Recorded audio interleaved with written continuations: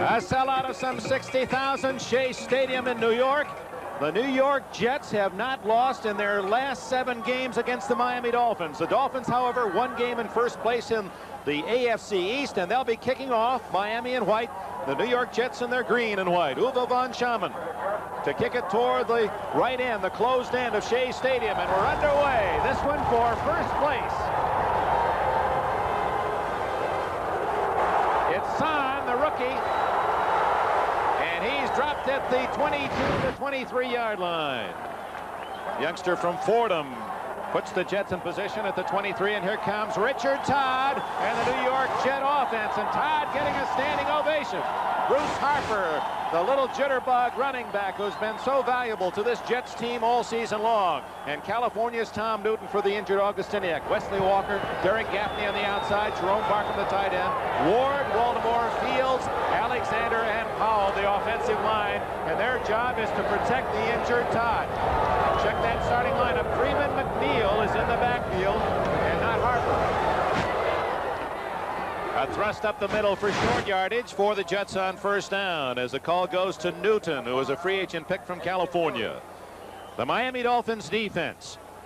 Doug Vetters and the veteran Vern Den Herder on the outside with Bob Baumauer in the middle. Brzezinski, Roan, Dewey, and Gordon, the 4 linebackers in the 3-4 set. Don McNeil and Gerald Small at the corners, and the Blackwood boys from Texas at safety. Second down, 7. Jones is split to the left. Todd's first throw. And it's caught for a first down by Walker at the 39. Dick, psychologically, a giant play for the New York Jets. Todd playing with flak jackets and amplifiers all over himself. Some question as to whether or not he'll be able to play at all. He completes that first pass. Whether or not he's going to be able to play the entire day, he at least established to Miami that he can throw the football. And you'll watch A.J. Dewey, 77. There is a certain code out there on the field. No. Let him play. Let him play. Don't hurt him. Number 14, Todd, with a 14-yard gain on his first throw from his 39. Man open. It's Walker. And he threw it low. Walker, a catchable ball, could not come up with it. Gerald Small, the right corner from San Jose State, on the coverage as you look at Walt Michaels. Dick, one observation, the 2 pass patterns were timing passes. They require very little read by Richard Todd. He's trying to get the ball off as quickly as possible. I'm sure Joe Walton and all of the people on the Jets bench are trying to protect Richard Todd as best they can, and quick hitting pass plays are going to do a good job so far. Todd having his best year, 18 touchdowns, and his interception rate way down, only 8 interceptions after he threw a league-high 30 last year. Freeman McNeil. And the rookie from UCLA gains about 5 yards out near the 45-yard line. McNeil, the #1 draft pick of the Jets, returned to the lineup last week and gained 50 yards. Bob Brzezinski and Don McNeil collaborated on the stop, and now Richard Todd faces his first obvious passing down. Scott Durking and Bruce Harper, 2 running backs who catch the ball well for the Jets, are in the lineup with Walker split left, Barkham split away on the right side, and now Gaffney joins Walker to the left. And they stay on the ground to Harper. Fumble. And Jets have it. Recovered by the Jets as Harper stripped of the football, and it appeared that Jerome Barkham was able to fall back on the ball. It was Barkham, the right man in the right spot. Well, this may indicate exactly what the Jets are going to do for the day, try to surprise Miami. You see Brzezinski's elbow there just make contact with the ball on Harper, one of the few fumbles you'll see that young man make. Chuck Ramsey, who has the best net yardage punting in the AFC, over 37 yards, to kick to Tommy Vigorito, the #1 punt returner in the AFC. So that's an interesting matchup. Vigorito, fair catch at the 19-yard line. So Miami has the ball for the first time. 36-yard punt, no return. Miami has the ball for the first time. Now this update from Brian Gumbel in New York. Dick, at Rich Stadium in Buffalo, the Bills have pulled out a last-second win. Watch this one. No time left on the clock. Joe Ferguson throwing it up for grabs, and Roland Hooks comes down with the ball. The Bills beat the Patriots 20-17. Dick? Thank you, Brian. In such a critical game here in the AFC East, because if the Jets would beat Miami to tie them for first, Buffalo would be only a half stride behind the co-leaders. Cephalo in the starting lineup for Nat Moore. Woodley hands off to Tony Nathan. And the former star for Bear Bryant at Alabama picks up about 3 to the 22. Let's look at that Miami offense, guided by the second-year quarterback David Woodley. He has Nathan, an excellent pass receiver and runner, and the big blocking Andra Franklin of Nebraska. Duriel Harris, Cephalo starting for Moore at the other wide receiver spot. Ronnie Lee, the tight end. Geisler, Taves, brother of Pittsburgh's Taves. Stevenson for the injured Dennard. Newman and Loxo on the front wall. And they're facing the New York Sack Exchange, tops in the National Football League. Nathan on a draw, and he's all the way to the 34-yard line, and a first down for Miami. Marty Lyons finally tripped him up. 12-yard gain. Here is that Jet defense, much heralded this year, especially for that great pass rush. Gastineau and Glecko. Glecko, the two top men in the league, with Lyons and Salam in the middle, with Buttle, Blinka, and Mel, the linebackers. Donald Dykes, they'll be working on him, will Miami. Dykes for the injured Jackson at the corner. Jerry Holmes at the other corner. Ken Schroy, and the brilliant second-year safety from Oklahoma, Darrell Ray. From the 34, another draw. This time, fumble. Eddie Hill, he fumbles, and Miami able to fall on the football. Hill, acquired from the Los Angeles Rams in a trade at the start of the season, almost lost the ball. Dick, the last time these two teams met down in Miami, the Dolphins had to struggle all day long. They got just 98 yards rushing, although Woodley and Strock combined for 301 yards passing in that tie. Obviously, Don Shula realizing that he can't put his team in a third down and long yardage situation to allow those 4 defensive linemen of the Jets to just take off after David Woodley. Second down for Woodley, the youngster from LSU. Screen, and Hill can't make the reception. Well, you can see what Miami's game plan is to try to negate that great pass rush of the New York Jets, using draws, screens, and quickies. We welcome those of you who have watched the first-place Bengals win again as they knock off another top club, the Denver Broncos, a battle for first place. Bengals win in Cincinnati. Here, the fight for first in the AFC East between the Jets and Miami. Dick Enberg, Bob Trumpy, welcome. Jets took the opening kickoff, have punted to Miami, and this is 3rd and 7. Dolphins at their 37-yard line on their first possession. Woodley, good protection. And finally throws it away as Woodley is nailed just as he delivered the ball, as Marty Lyons and Mark Gastineau in on the young quarterback. Dick, primary coverage on Tony Nathan, 2 out of the backfield as you watch the New York Sack Exchange. Pressure on David Woodley. We should be able to see 22 in the white jersey. There's Tony Nathan right there. He gets inside, outside, cornerback and linebacker coverage. Therefore, the pump, he throws it away. We'll be talking throughout this afternoon about that front four, the New York Jets, leading the National Football League in sacks and on their way to an all-time record. Tom Orros, rookie from Ohio State. Bruce Harper at the other end. Good spiral kick. Harper at his 11-yard line. 15, and down at the 16. Now in the Kutztown State Hall of Fame, Bruce Harper. He smiles when he tells you about that small school that has produced another fine NFL player, Doug Dennison, who played with the Dallas Cowboys. 51-yard kick and no return for Orros. And the Jets have the ball for the second time. Dick, since these two teams met last in Miami, the Jets are 5-1. The Dolphins 3-3. The Jets are the hottest team in the AFC so far. And it's more than just a one game for either side, because if the Jets win, they actually will have the edge on Miami if we get into a tie-breaking situation at the end of the year. And of course, for the Dolphins, they're looking for a victory that give them not just a 2-game lead, but a 2+ game lead over the Jets. Tom Newton's first carry, and little trouble with the footing, and a gain of just a couple. Richard Todd is wearing a microphone and an amplifier He has a broken rib, and he's trying to amplify his voice at the line of scrimmage to try to avoid injury. He does have that broken rib. Threw the ball very well yesterday. We wonder here in the booth just how long he can go. This is an injury that aggravates, more pain as the game goes on. Actually, a yard gain on first down. Call it 2nd and 9. Todd drills it. Complete to number 80, Johnny Lamb Jones, who leaped high to spear that first down. 15 yards on the throw. That's Todd's 3rd completion. All 3 have been thrown with zip on the ball, Dick. It appears that so far that rib is not bothering him. Good play action fake, and he steps up off that front foot. He doesn't appear to be having any problems presently throwing the football. That's a fine reception too by Lamb Jones. That did not look like an injured athlete who released the ball either. He had a good gun and a first down out at the 32. That's Barkham, the tight end, in motion.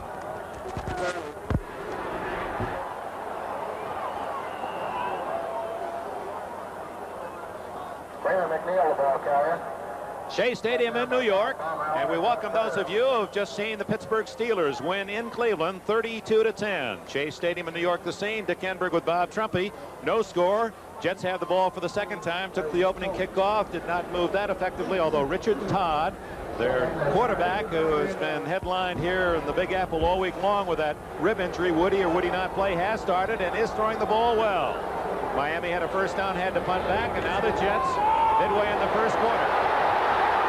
And Freeman McNeil has a first down at the 46-yard line.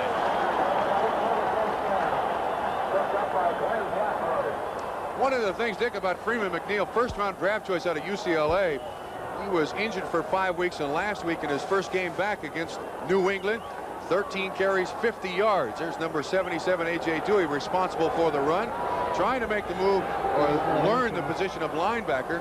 He does get in on the tackle, but a big first down for the Jets. Stan Waldemore for the injured Randy Rasmussen at left guard put the block on Dewey. McNeil again. And he has 6 yards to the 50-yard line before Bob Brzezinski of Ohio State could trip him up. Dick, at 5'11", 225 pounds, Freeman McNeil in the next few years, I believe, is going to be one of the most talked about running backs in the game. He blocks well, which shows his dedication. He runs the ball with good authority. He has great strength, and he runs precise patterns as a running back, which is rather unusual for a young man just 1 year out of college.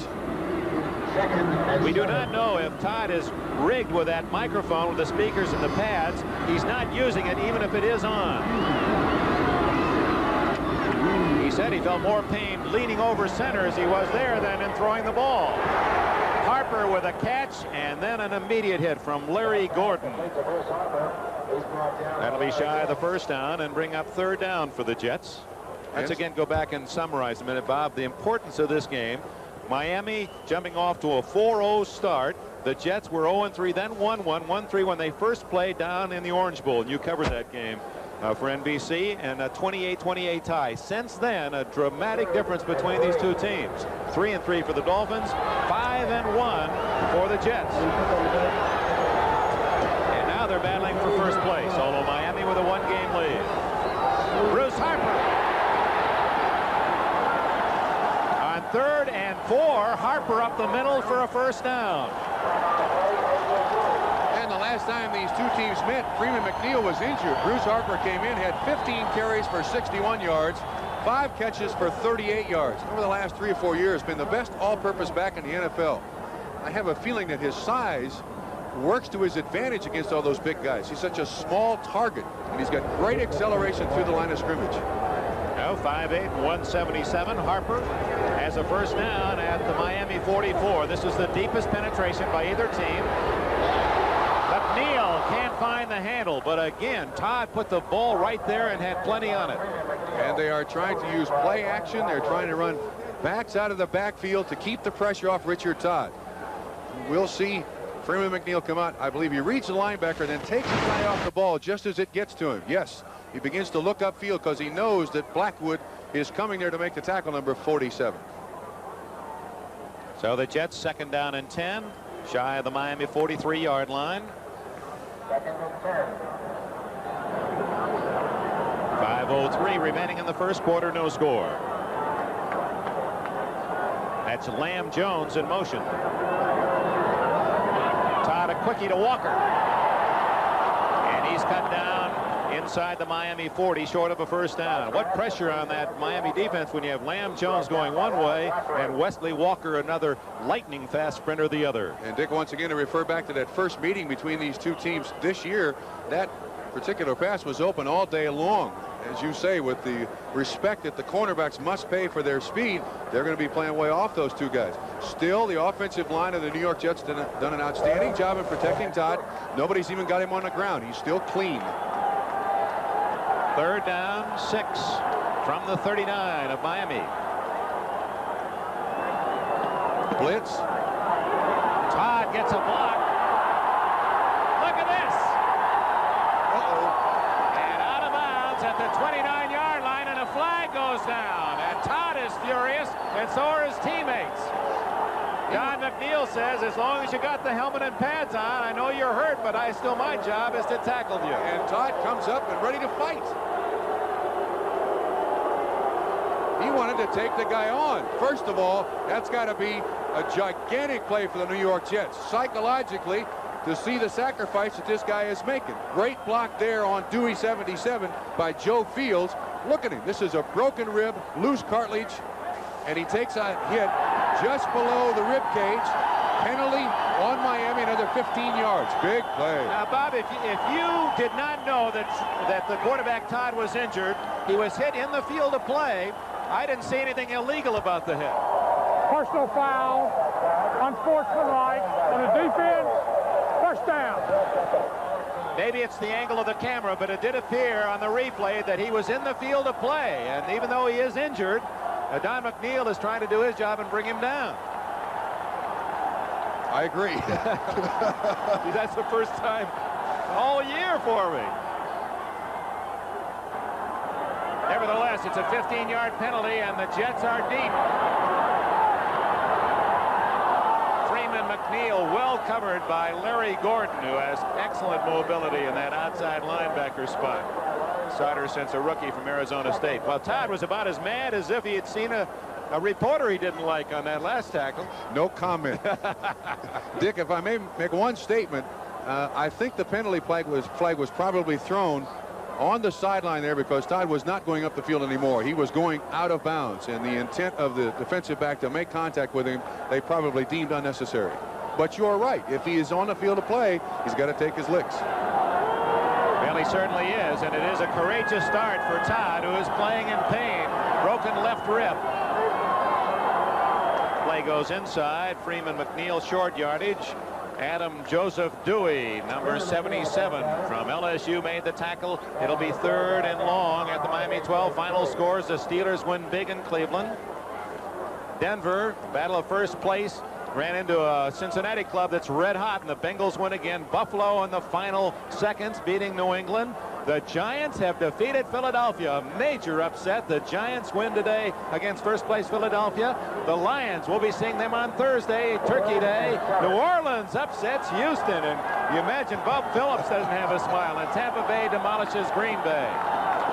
Those are all final scores. Here, no score. The Jets threatening.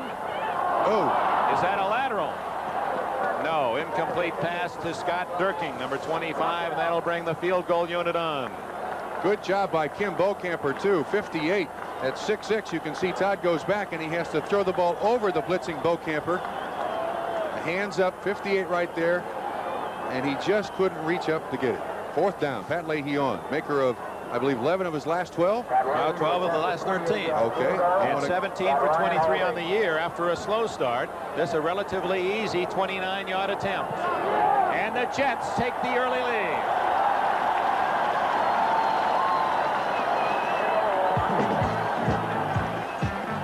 Now this noisy sellout in Shea Stadium. And talking about this game, biggest since back in the Super Bowl year of '68. 3-0 New York. 3 minutes, 15 seconds remaining in the first quarter. The Jets on a 29-yard field goal by Pat Leahy have the early lead 3-0 against the Miami Dolphins. Fulton Walker will be the middleman of 3 for the Dolphins as Leahy tees it up. He was a 4-year soccer star at St. Louis University and then picked by the Cardinals as a free agent. He floats this one down the middle. And finally, Don Bessalou has it and almost broke it. He's to the 29-yard line. There was only Leahy left downfield when the tackle was made by Donald Dykes. Jesse Jefferson.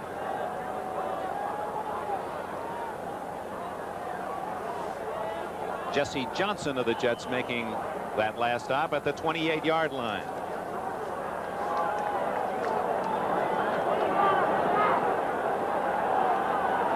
Miami down 3-0. Woodley has Cephalo left and Duriel Harris to the right.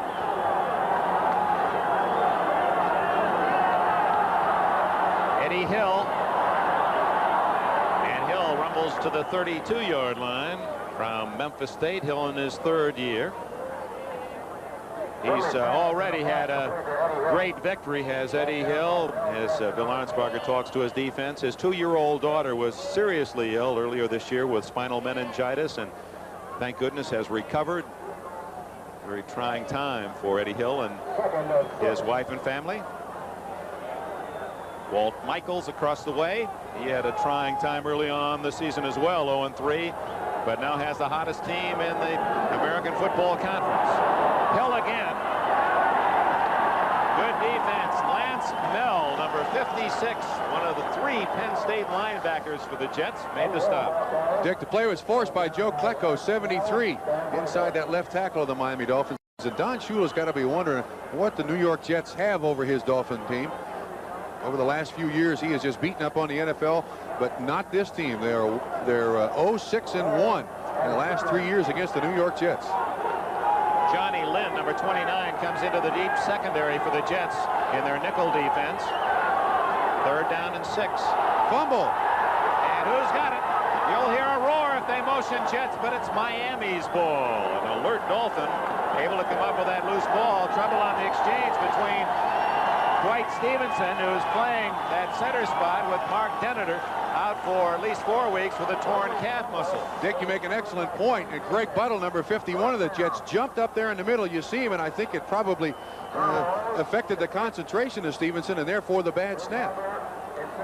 And Woodley able to fall on the ball. Harper drifts back to the New York Jets 28-yard line. Oros will deliver his punt from inside his 20. Jets put 10 men on the line of scrimmage.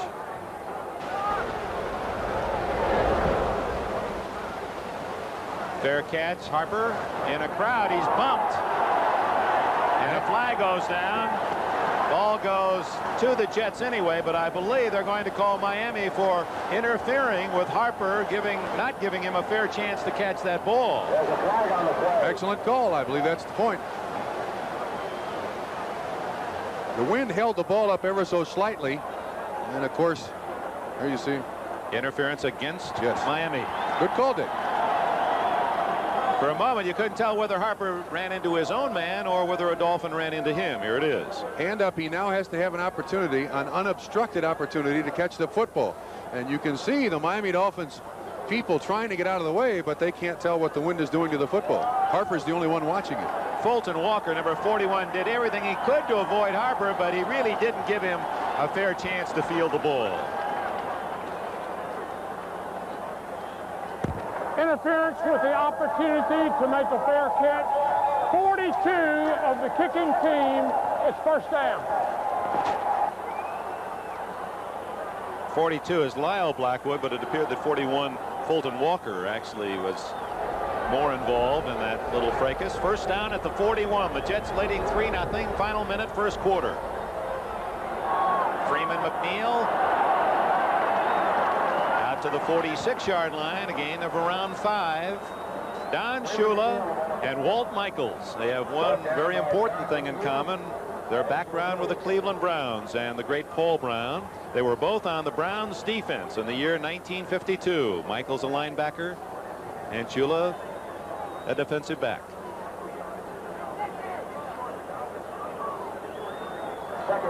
Ball at the 46-yard line. 2nd and 5. Richard Todd playing with a heavily protected broken rib.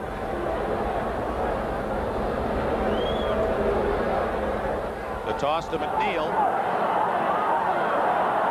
Great running by McNeil inside. Brzezinski hit him head on at the line of scrimmage, and McNeil kicked free and picked up 3. And that is the end of the first quarter here at Shea Stadium in New York. The New York Jets leading the Miami Dolphins 3-0. This is Byron Day in New York. Out in Kansas City, the Chiefs having no problem with the Seahawks. Billy Jackson taking it in from 2 yards out. It's 40-13 now in the fourth quarter. The Chiefs looking to move into a tie in the AFC West.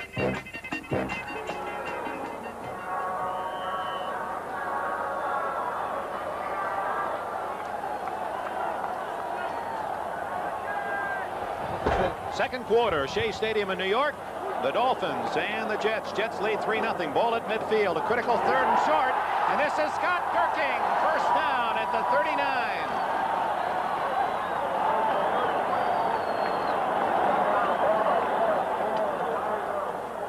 39. Excellent job by the offensive line, the right side of that offensive line. And Gerking is able to squirt up in there. Good pull by number 60 of the Dan Alexander, and Gerking can get up through there. That's a big first down. Now I would expect the New York Jets to try to air it out here to Walker or to Lamb Jones. They've got Walker, far left side. Todd is going to air it out to Walker. Oh. Well, he is a blur going down that left side, and Todd just missed. That is the longest throw of this game thus far for Richard Todd, and he showed he still got plenty of arm. And he gets up, and now Richard Todd is limping somewhat. But here's Wesley Walker in isolation, a man with great speed, and this is what the Miami Dolphin defensive backs have to protect against. They know he's going deep, and he still runs by them. He gave the corner, Gerald Small, a little jelly leg coming down there, and then really put it on him. Todd appeared to be shaken a bit as he was hit just as he threw the ball. He's 4 for 9 passing, 36 yards. Draw, Tom Newton. And short yardage into the teeth of that Miami defense. Baumauer and Beaucamper, a couple of the B's in the defense they call the Swarm, making the tackle. All Richard Todd needs is one other injury.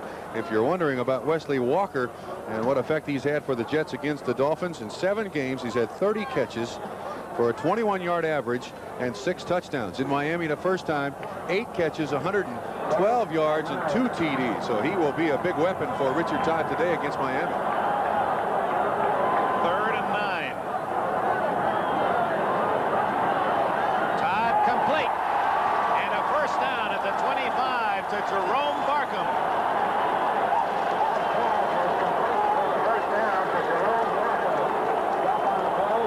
So the Jets with a 3-0 lead have a first down at the 25-yard line. Now an update, Byron Day. Okay, Dick, thank you. Out in Oakland, the Raiders have struck first. Mark Wilson throwing a 67-yard touchdown pass to Derek Ramsey. The Raiders on the board in their important game with the Chargers, 7-0 early in the first quarter. Dick? Thank you, Byron. Here it's 3-0, the Jets, and they're driving for more at the 25 of Miami.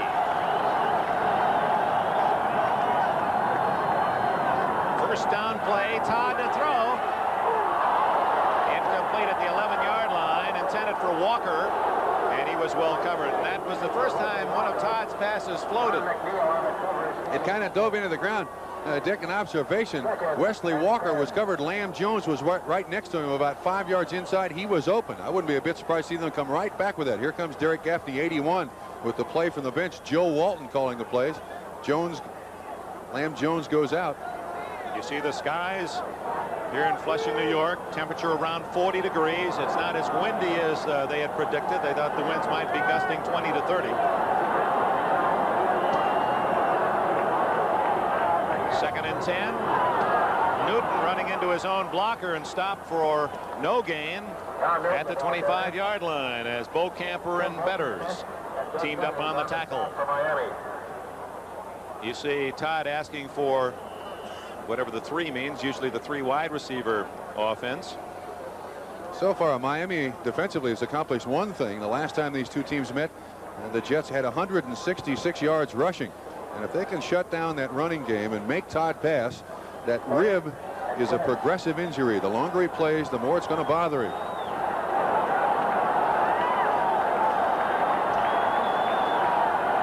From the 25, 3rd and 10, and Todd goes down, and Ernie Roan secured the tackle, and what an outstanding play by Dan Alexander. Did you see him block the tackler away from Todd so that he couldn't throw his full weight on his injured quarterback? Watch number 60, Alexander. He comes across to make a trap block, and he just helps to protect Richard Todd as best he possibly can. That's one of the things I believe the Jets have to avoid, any kind of fancy pass blocking up there in front. You see Roan 60, Alexander on Roan 55, and possibly avoids an injury to Richard Todd. A 49-yard plus field goal by Leahy would match his all-time high, and it is good by plenty.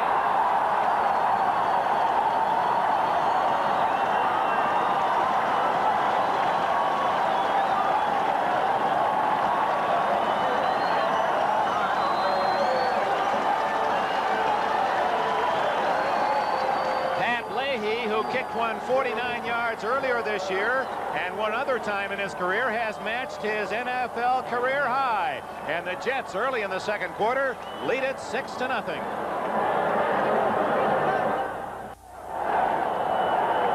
Jets lead 6-0. Pat Leahy kicks it off. Fulton Walker deep for Miami. 5 yards into the end zone, and he'll sit on it.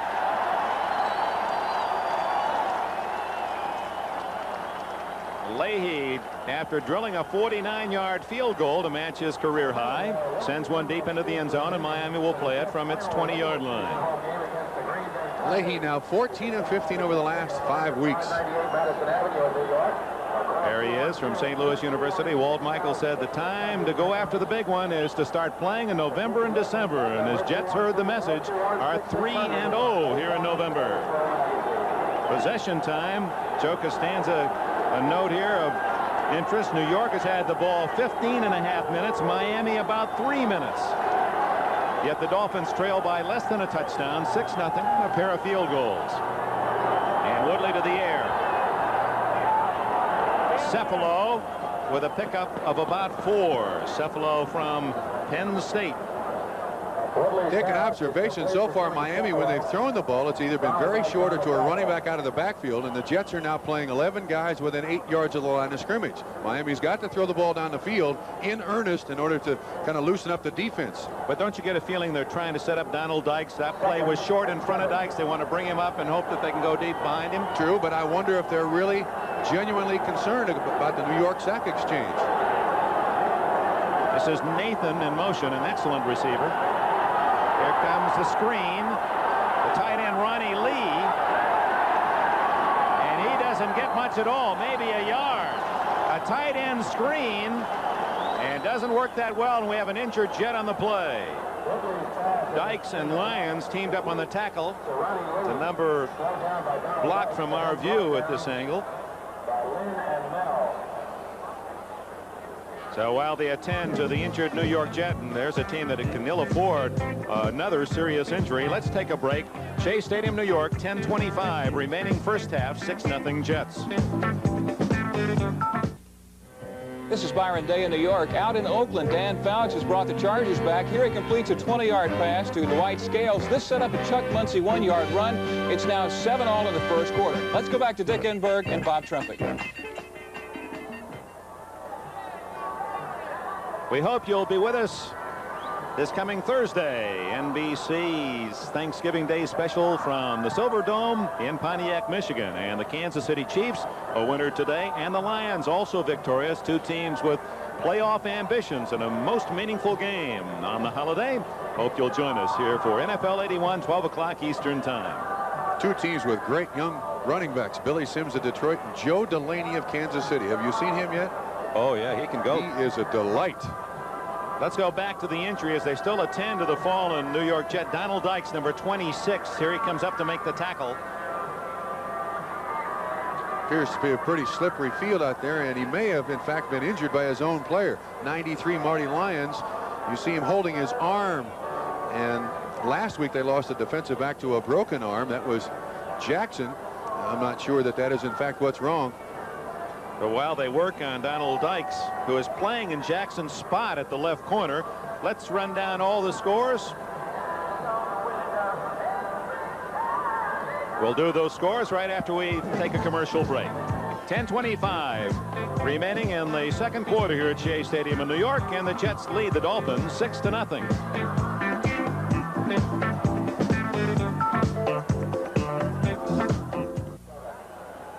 Donald Dykes being taken back to the Jets team room with his arm in a sling. Could be a shoulder or a collarbone, and that really puts the pressure on Walt Michaels' defense. Jesse Johnson, second-year man from Colorado, normally a safety, will have to play that left corner.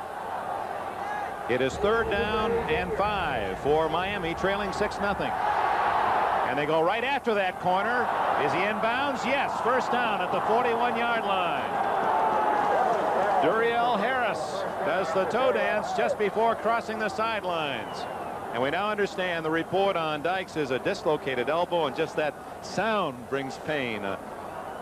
And Walt Michaels now has to go down to his 3rd level to find a place for someone at that left corner. Last week against New England, the broken rib by Todd, a severely sprained ankle by the backup quarterback Ryan. Augustiniak still in a Boston, Massachusetts hospital with a severe chest injury. Rasmussen a knee. Jackson broke his arm, and now Dykes a dislocated elbow.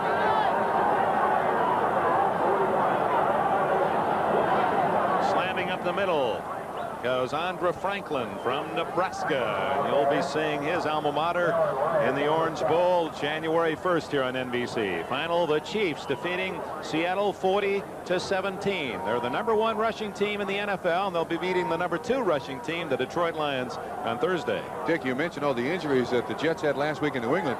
They won that game, and that is normally very unlike a football team to win, to play decently, and to have that many injuries. Of course, Woodley was injured in the first game against the New York Jets when he suffered a fractured rib. This is Nathan, and he has what appears to be a first down at the New York Jets 48-yard line. It's the first time that Miami has crossed midfield. A 6-yard gain for Nathan. Absolutely essential for Miami to run the ball decently today, to come up with 2nd down and 2 or 3 as opposed to 2nd down and 10. The 2nd down and 10 you played right into the hands of the New York Sack Exchange, even with Jesse Johnson playing cornerback out of position. First down, New York 48-yard line. Now Johnny Lynn, number 29, is playing at the corner. Nathan, only about 3. Marty Lyons from Alabama. He and Nathan were teammates with the Crimson Tide, and Ron Crosby made the tackle. 2nd down and 7. Nathan, who leads Miami in rushing with 533 yards and an excellent 5.9-yard average, also has 39 catches.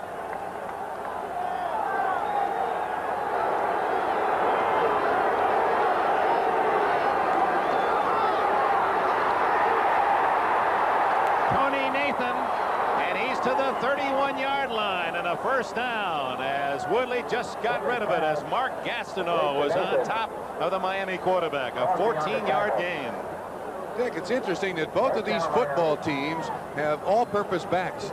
Miami has Tony Nathan a shovel pass forward, and most defensive linemen are taught that once that quarterback goes behind any running back back there, it is pass all the way. That's one of the things about Don Shula. He always seems to find a way to get the ball down the field. He calls the plays for the Miami Dolphins. Trailing 6-0. Woodley a first down at the Jets 31.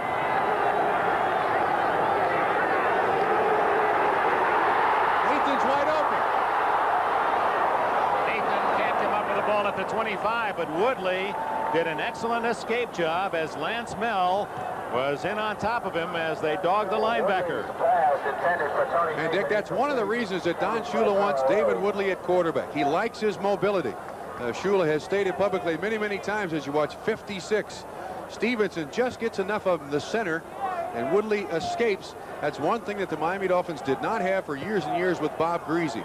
And as opposed to Don Strock being the starting quarterback, he goes with the mobility of the 13th quarterback taken in the 1980 NFL Draft, David Woodley. Woodley showing respect for that excellent pass rush. Is 5 for 8, only 39 yards. He's had to throw short and throw quickly. This one a little longer, and Duriel Harris has a first down at the 18. Johnny Lynn, actually if you count the last 2 games, he would be the 4th man to play the left corner. Bobby Jackson out with a broken arm. His replacement today, Donald Dykes, out with a dislocated elbow. Jesse Johnson in for a couple of plays, and now Johnny Lynn playing left corner. And in every football game, a coach is looking for a weak point. And they're not necessarily picking on Johnny Lynn, but the fact that he is like the 3rd quarterback in line to take that spot, that is where they're going to go, hopefully for the rest of the day if you're Don Shula. Duriel Harris, the leading receiver for the Dolphins, had 40 catches coming in. First down inside the 20.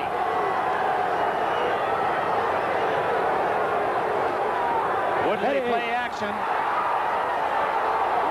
Almost intercepted. There was no one there. Eddie Hill was closest to the ball for Miami. Jerry Holmes, number 47, on the coverage. Holmes is now on the coverage for the Jets. Mike Augustiniak and all the Jets players and fans and coaches, they sent along that message to their fullback, who is in a Boston hospital.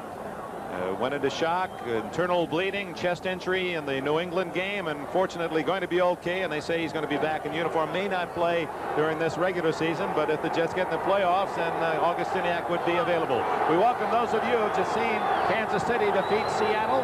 It's 6-0. The Jets lead Miami. Miami deep in New York territory here in the middle of the second quarter. Complete and dropped immediately at the 15-yard line. Tight end Bruce Hardy, and he was drilled by Darrell Ray.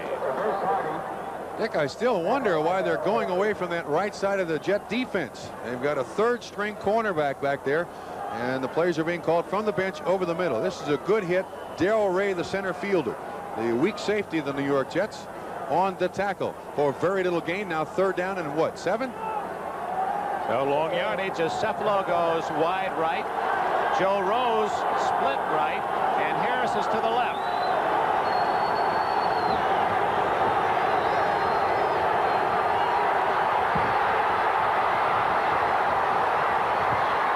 Woodley, a first down at the 4-yard line. Well, the young quarterback, his receivers covered and feeling the pressure, especially from Mark Gastineau. Ducked in under that rush and picks up 1st and goal. We spoke of it just a few minutes ago, Dick. The value of that mobile quarterback. He's young. He can take the punishment. And as long as he can, that's what Don Shula likes about David Woodley. The fact that he will run it. Dick Enberg, Bob Trumpy, Shea Stadium in New York. A battle for first place in the AFC East. Miami's Dolphins leading by a full game over the New York Jets. They tied 28-28 in overtime in their first meeting earlier this year on a steamy afternoon in Miami. This is the 3rd play of the Miami drive as they go for the lead, trailing 6-0. Tony Nathan. Touchdown, Miami. Andra Franklin threw a crushing block to free Nathan for the score. You'll see the play coming right at you. A good student body right, and you're right, Dick. 37, and then Nathan, with his agility, ducks underneath the tackle of 28 Darrell Ray into the end zone. 6-6 with the extra point coming up. Watch Franklin blow out Troy, the strong safety, and then Nathan, a nice job on Ray. Here's the try for point by Von Schaman.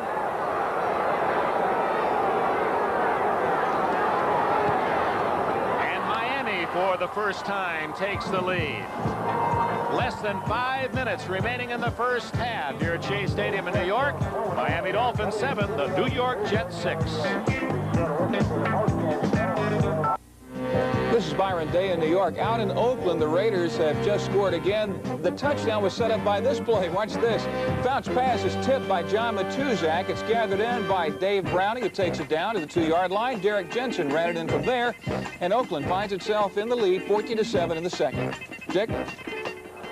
7-6. Miami leads for the first time. 4 minutes and 56 seconds remaining in the second quarter.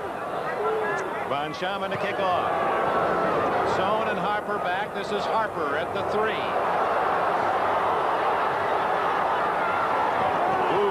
He covered at the 16-yard line. Bruce Hawker on the kickoff return. Stopped by Jim Jensen. So the New York Jets with a couple of field goals, trailing now 7-6 to the Miami Dolphins, and we have a penalty flag down. Don Besselou, 46. The injured player is Fulton Walker, 41 of Miami. I believe we've got some extracurricular activity on the New York Jets, Dick. Some of the Dolphins out on the field indicate that it was a vicious block on Walker, that it was beyond the point of good blocking duty by one of the Jets, and it is a personal foul, New York. And the Jets having the finger pointed at them by the Miami bench. You can just see several players pointing at the Jets huddle as if to say, you're the one who did it and we're not going to forget. You know that feeling. That's an uncomfortable feeling to have, Mr. Enberg.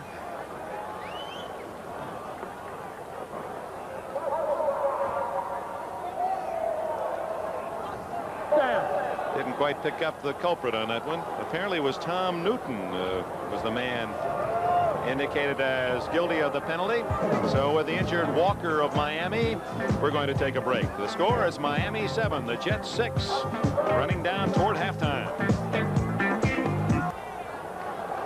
Fulton Walker head down as they work on either a knee or an ankle off the field. Injured on that kickoff. Half the distance to the goal line on the personal foul. The Jets start deep in their own end. Todd to McNeil. Oh, pretty move by Freeman McNeil as he ducked the shoulder inside, sprinted outside, and a first down at the 22-yard line. Larry Gordon and Gerald Small made the tackle. Dick, this is one thing that no coach can take credit for. You either have this move in you when you come to the game, or you never really acquire it. He steps up underneath the block. Marvin Powell, no, excuse me, that's Waldemore, and then outside to set up the block, and it's a first down. Here the 22-yard line, the Jets trailing 7-6, 4.5 minutes remaining in this first half.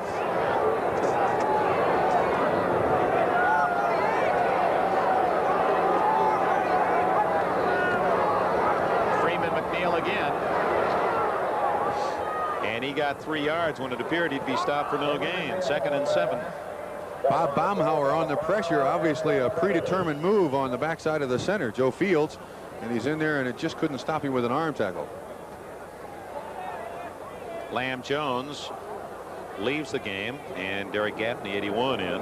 Gaffney more of a finesse receiver, and of course Wesley Walker, the other deep threat. Walker to the right, and Gaffney slotted right.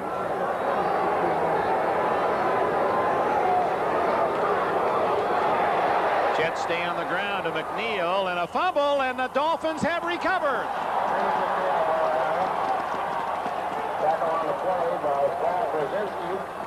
It appeared that Larry Gordon, number 50, fell on the football at the New York Jet 32-yard line, and there's the first turnover of the game. A trap up the middle. You'll see a good job, a double team block on the nose man, and I'm not sure exactly what happened, but he does appear to be carrying it rather loose. I'm not sure that's a fumble. From that angle, it certainly wasn't definitive, was it? It appeared that he was on the ground when the ball popped loose. Nevertheless, Miami ball. Oh, Miami leading 7-6.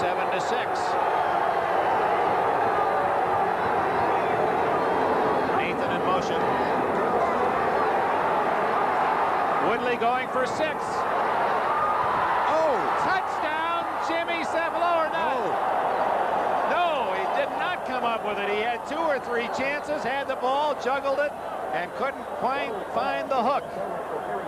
But the ability to keep his eye on the football, watch how many times this thing bounces in and out of his hands. He's open, but the ball is thrown behind him.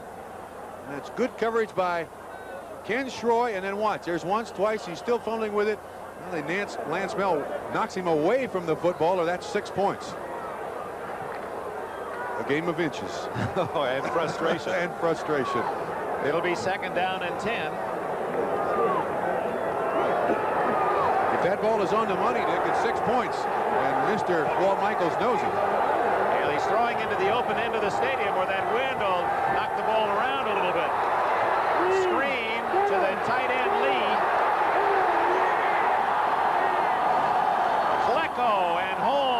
tackle for a loss. Jerry Holmes doing a good job for the Jets at the right corner. He was a free agent pick last year from West Virginia. Loss of 6 on the play, and they tried it on the other side, and it worked a little bit. But you see Klecko, the speed of Joe Klecko. He rushes the passer and is still out there to make initial contact. Marty Lyons down on the field now. Another New York Jet injured. Boy, it's been a war zone for Walt Michaels' club the last couple of weeks. So Lyons shaken up on that last tackle. Will return in just a moment.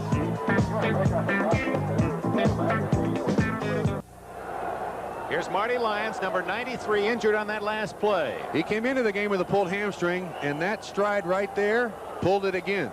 So it does appear that he will probably sit on the bench for the rest of the game. It'll be Ben Rudolph, number 76, now to take his place, and that's 1/4 of the sack exchange, now sitting on the bench. Rudolph, a rookie from Cal State Long Beach, 3rd and long for Woodley and the Dolphins, leading 7-6. Less than 3 minutes left in this first half.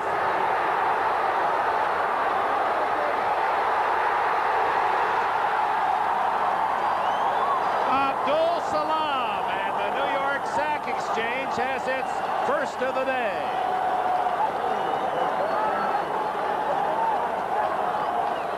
That's their 47th on the year, Dick, heading toward a league record of 67.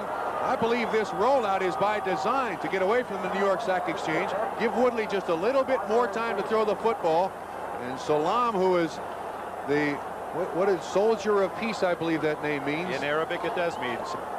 He used to be Larry Falk when he was a star at Kent State. Changed his name. Woodley might argue about him being a soldier of peace on that last tackle.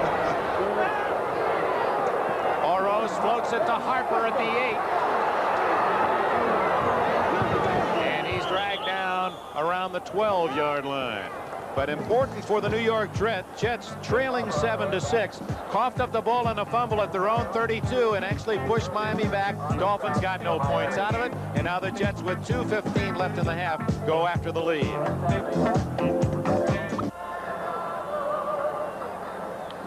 7-6, Miami leading New York. And the Jets have the ball at their 12-yard line with 2 minutes and 15 seconds left in the first half.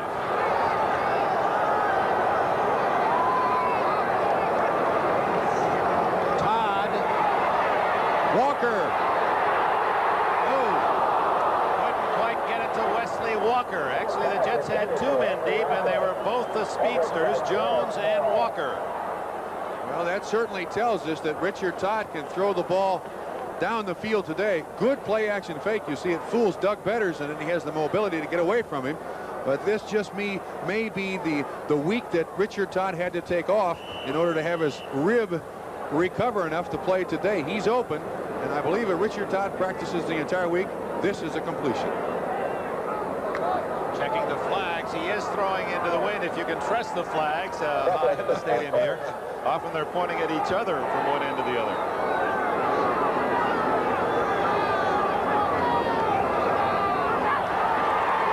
Is that a safety, or is it dead at the 1-yard line? Safety for Miami. Larry Gordon on a dog comes in cleanly, and Todd is dropped for a 2-pointer.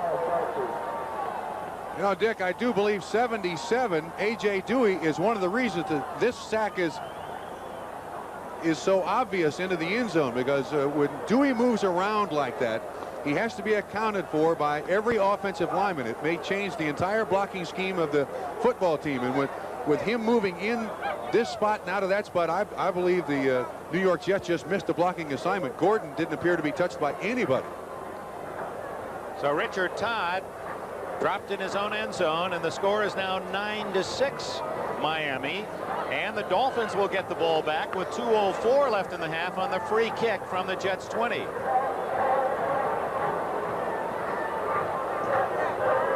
At one point, we came into this game expecting the New York sack exchange to be tough on the Miami Dolphins. The Dolphins had allowed 8 sacks last week. The New York Jets got 8 sacks, but so far the Miami Dolphins have the only 2 sacks of the day. Old Michaels. He's doing everything he can, of course, to protect his quarterback, Todd, but Gordon found the opening, and we should go back. Waldemar is playing for the injured veteran Rasmussen, and of course, again, that all comes with the scouting. If you have a man that isn't quite as experienced, you try to put a few extra things on him, and he picked up Dewey, and that left Gordon free. Dick, I have a question for you. Does Larry Gordon get credit for those points as a sack in the end zone? Does he get 2 points? Oh, sure. Does contract time, you mean? No, it may help. Anyone who wants it, but actually Gordon is registered as a safety, and that'll go on his master list. Oh, okay.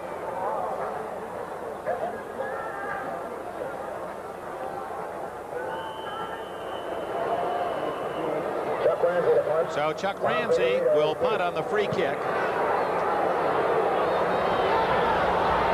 Vigorito at the 34. And Vigorito back close to the 49-yard line. So Miami in excellent field position at the 2-minute warning. 1 minute and 55 seconds showing on the clock. Miami, with a safety, has taken a 9-6 lead, and they've got plenty of time to try to get more. Well, the banners are here at Shea Stadium in New York. Dick Enberg with Bob Trumpy. You want to make a point. Yes, I do. I want to make a correction. I failed to credit Abdul Salam for his 1 sack of David Woodley when I said that the New York Stock Exchange had none. It's been 10 years since these New York Jet fans had a football team to really cheer about, and they're obviously in support of the Jets this season. Yeah, all week long, of course, with a chance for first place, and columnists here, New York City, recalling those great days, the '68 season, and Joe Namath, and the pass rush of Philbin and Elliott and Verlin Biggs as they went to the Super Bowl and beat Baltimore. Eddie Hill picks up 6 yards to the New York Jet 45-yard line, and it's 2nd and 4. Let's run down the scores. Finals. The Steelers win big in Cleveland, 32-10. It was Cincinnati staying in first place, 38-21. No huddle by Miami. Woodley, that could be intercepted. As the pass died, Cephalo going deep, and 2 Jets, Lynn being the closest to the ball, and that ball-hawking free safety, Darrell Ray, 28. All right, now as Miami goes to huddle, we'll continue the scores. Buffalo had to pull one out late against New England, 20-17. Big upset. The Giants win in Philadelphia, 20-10. Detroit wins again. That's 2 times this year. They beat the Bears, this time at Soldier Field, 23-7. Bum Phillips and the New Orleans Saints win at Houston, 27-24 against his former team. 3rd and 4. Complete to Nathan at the 36-yard line, but a flag is down where one would suspect holding against Miami. 9 yards if it counts. Personal foul, against the Jets. You know what made Dick is a head slap by one of the defensive linemen on the offensive lineman of the Miami Dolphins. That flag was thrown very, very quickly. There was no doubt in the official's mind. 52-year-old Walt Michaels, who played his college football at Washington and Lee, pro linebacker with the Browns for 10 years. Gibran, Knoll, Shula, Michaels, all on those Cleveland teams, all going on to become NFL head coaches. There's another head coach too, Mike McCormick with the Baltimore Colts. That's right. A big one against the Jets. Personal foul, 73 defense. It's first down. Joe Klecko, the defensive right end, guilty of the foul, and it gives Miami field goal range. Now they can, the Miami Dolphins can take their time. There's no reason for them to hurry. 1 minute and 20 seconds left. They don't have to be in a rush to get the ball in the end zone here. Miami with a safety and now trying to get 7 more. A draw to Nathan. Klecko got him from the backside, and Crosby met him up front, and no gain, maybe a yard on the play. They take their first time out, Miami does, to kind of regroup. Woodley will go to the sideline, and on the field he'll talk to Don Shula. In the booth he will talk to Bob Greasy. Remember that name? Well, what an advantage for a young quarterback like Woodley to have Greasy there to tutor him. We'll be right back. 1:09 left in the half. You take the headset away, and you can almost picture that face in an engineering classroom on the campus of Purdue University. He indeed engineered many a long scoring drive for Miami, and now he's talking downstairs along with the other assistant coaches, the Miami scouting booth on the press box level, to David Woodley. The play has been called. Second down and 9 with 1:09 left in the half. Ball at the Jets 21.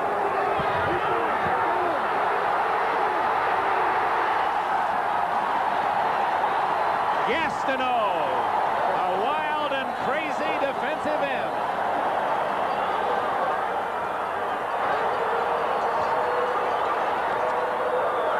And with that sack, his 15th of the year, he's only a half sack behind the NFL leader Klecko.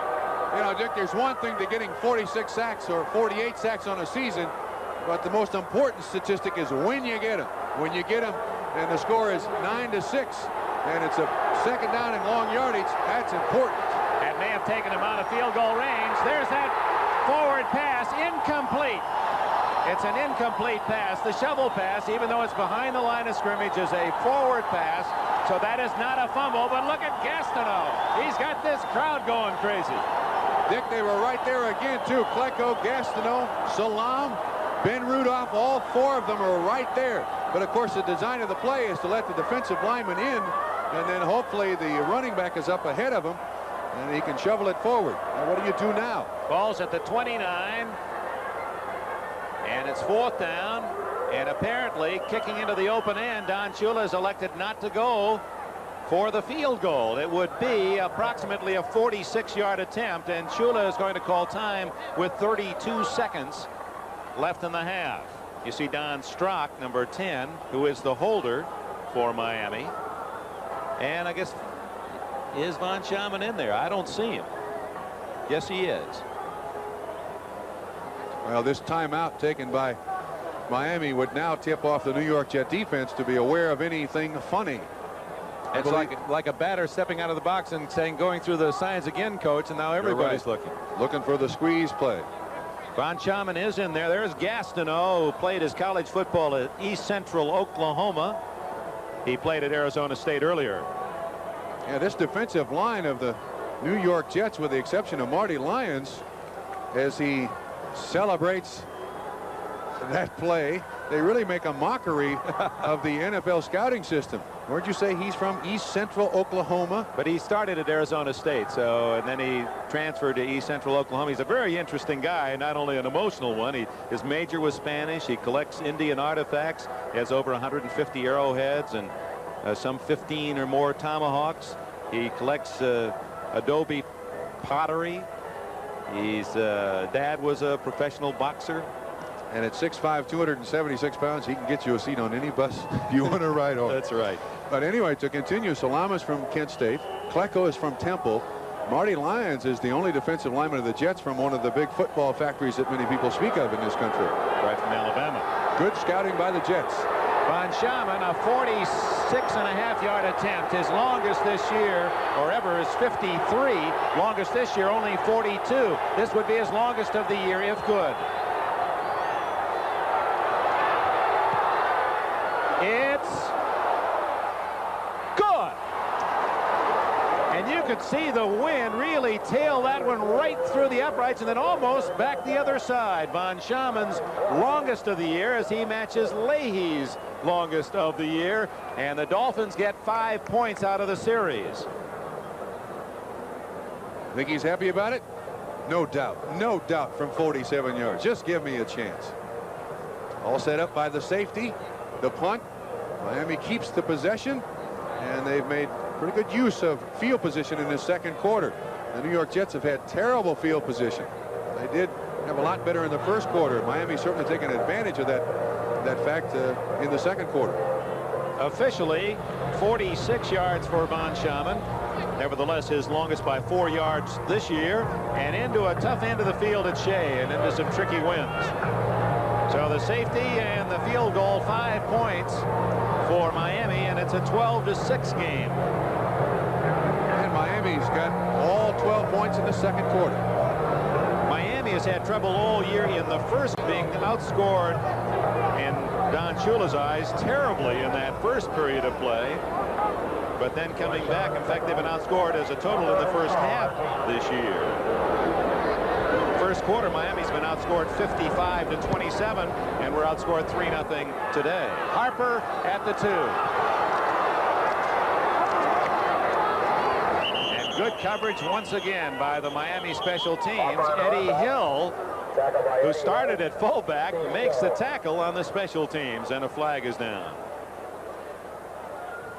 Well, the hitting is certainly being done by the Miami Dolphins so far in this second quarter on the kickoffs and the safety kick that they had. Their special teams are, it's true in a lot of situations, Dick, that the special teams really dictate the tempo of the football game.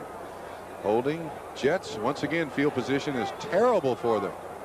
Well, they've had the ball 3 times in the second quarter, at the 8 after a penalty on a kickoff, at the 12, and now it'll be at the 10-yard line as they'll go half the distance to the goal line. Actually, the full 10 yards in this case for holding. Holding 45 of the receiving team is first down. Kirk Springs. Tom Dooley, Southern Gentleman, is our referee. Dave Hamilton, Tony Viteri, Jim Osborne, Banks Williams, Grover Clemmer, and Jack Vaughn, the officiating crew. With 20 seconds left, Durking gets it out to the Jets' 18-yard line. Clock is still running. 12, 11, 10. The Jets have all 3 timeouts left. Now 6, as you can see. Apparently the last play of the half. Bruce Harper, he'll get out of bounds as the first half comes to an end at the 34-yard line. Harper out of the field of play. So the end of a rather unusual first half. We had scoring every possible way, and the Miami Dolphins, in first place in the AFC East by a game over the Jets, have a 6-point lead at the intermission.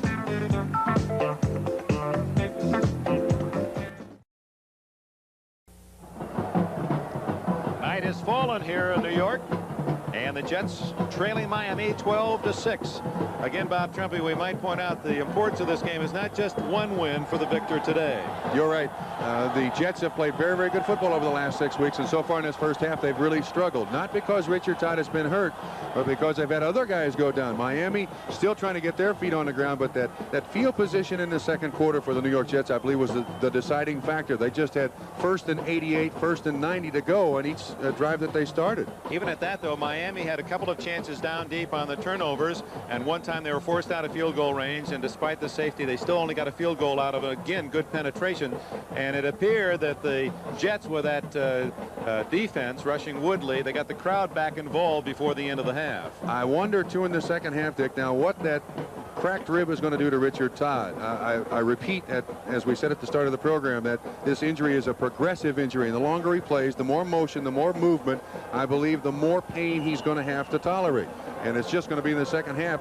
How high of a threshold of pain does Richard Todd have? We're going to remind again that the Jets trailing by 1 game from Miami in the AFC East. If Miami wins, that'll give them a 2-game plus over the Jets. Buffalo has won today. They're in 3rd place, a game and a half back at the start. Whereas the Jets, with a victory, not only would tie Miami, but if there is a tie at the end of the year between those 2 teams, the Jets would have the advantage. And they tied the first time at the Orange Bowl, and whoever wins today, of course, has the edge. Richard Todd back warming up. Apparently, he will be ready to go in the second half, but you got to admire the courage of this man, and his entire team feels that way about him. Well, I do believe, too, that the fact that Richard Todd played in the first half, I believe he threw 15 passes, completed 8 for 77 yards, is a great psychological lift. But offensively, the Jets have really established nothing.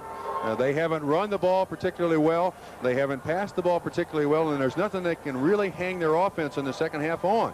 They've got to establish something at the beginning of this second half in order to get out on top of the Miami Dolphins. Of course, the Miami Dolphin fans certainly don't want that. Relatively even.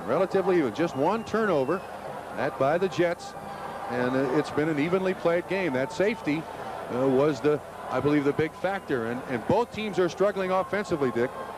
Well, the yards passing only 45 for Miami and 65 for the Jets. The Jets, of course, going to the short pass and trying to protect Todd, trying to establish a ground game. And on the other hand, so it has been for Miami with that tremendous pass rush of the Jets. Woodley has gone to more of the shorter patterns, and thus not a very impressive passing first half. We'll see if that changes here in the second 30 minutes. Remember, they tied in overtime at 28 in Miami in Game 5 of the season. Leahy to kick it off to Miami with the Dolphins in front, 12-6, and the wind foils the drama of the second half kickoff as it knocks the ball off the tee. That's another factor for Richard Todd too, is that as long as this game goes on, the wind kind of picks up, and they'll have to throw it a lot harder against the wind to make completions. Vigorito is deep with the injury to Walker and won't have a chance to return that one. So Miami will have it at the 20-yard line, and in comes David Woodley, the quarterback, and the Dolphin offense. Okay. Tony Nathan, Andra Franklin, although Eddie Hill was used much more often by Miami in the first half. Duriel Harris, Nat Moore did not play the first half. Jimmy Cephalo playing that wide receiver spot with Ronnie Lee at tight end. John Giesler, Taves at one guard position for Kuchenberg, Stevenson for the injured Dennard, with Newman and Loxo intact on the right side. So Miami has had its injuries too, and right in the middle of the line, the left guard in the center. Woodley comes out throwing and flips it to Nathan. Clever running by Nathan, gets 5. Defensively for New York, team that leads the NFL in sacks with 46+1 today. Gastineau, Salam, Lions injured hamstring, and Ben Rudolph, a rookie, has replaced him at right tackle. Joe Klecko on the right side. Buttle, Blinka, and Mel the linebackers. And we're going to have a change here. Donald Dykes injured with a dislocated elbow. Johnny Lynn replacing him. Holmes at the other corner with Ray and Schroy the safeties. Second down, 5. Actually 6 from the 24. Eddie Hill, or is it Andra Franklin up the middle? Franklin for a couple, and it'll be third down and 4 as Greg Buttle from Penn State makes the tackle. Don Shula, who celebrated his 200th NFL career victory in the last Dolphin win 2 weeks ago in overtime against New England. Dick, he joined some pretty illustrious company there. George Hallis, Curly Lambeau, and Tom Landry as 200 victory coaches in the NFL. That is a special fraternity. Jets fans on their feet now cheering the defense.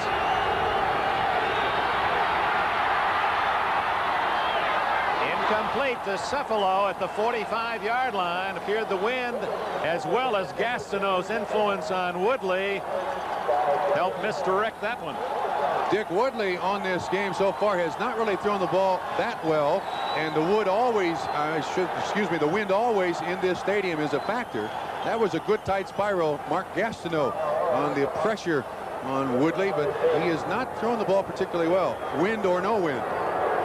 Tom Oros to punt. 10 men on the line for the Jets. Harper back at his 30.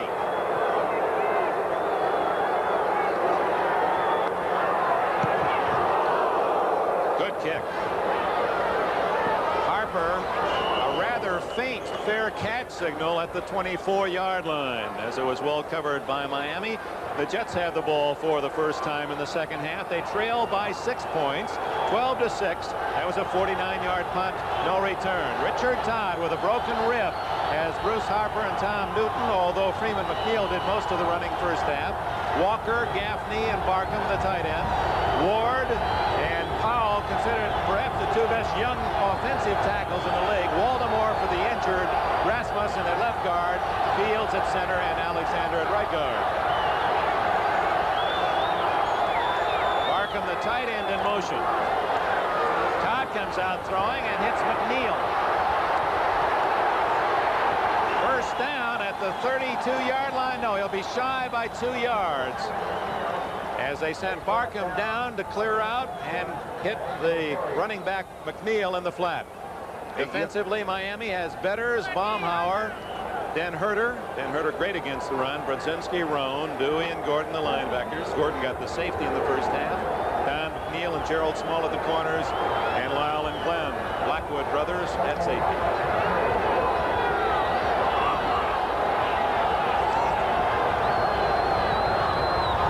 Both Walker and Jones are to the left.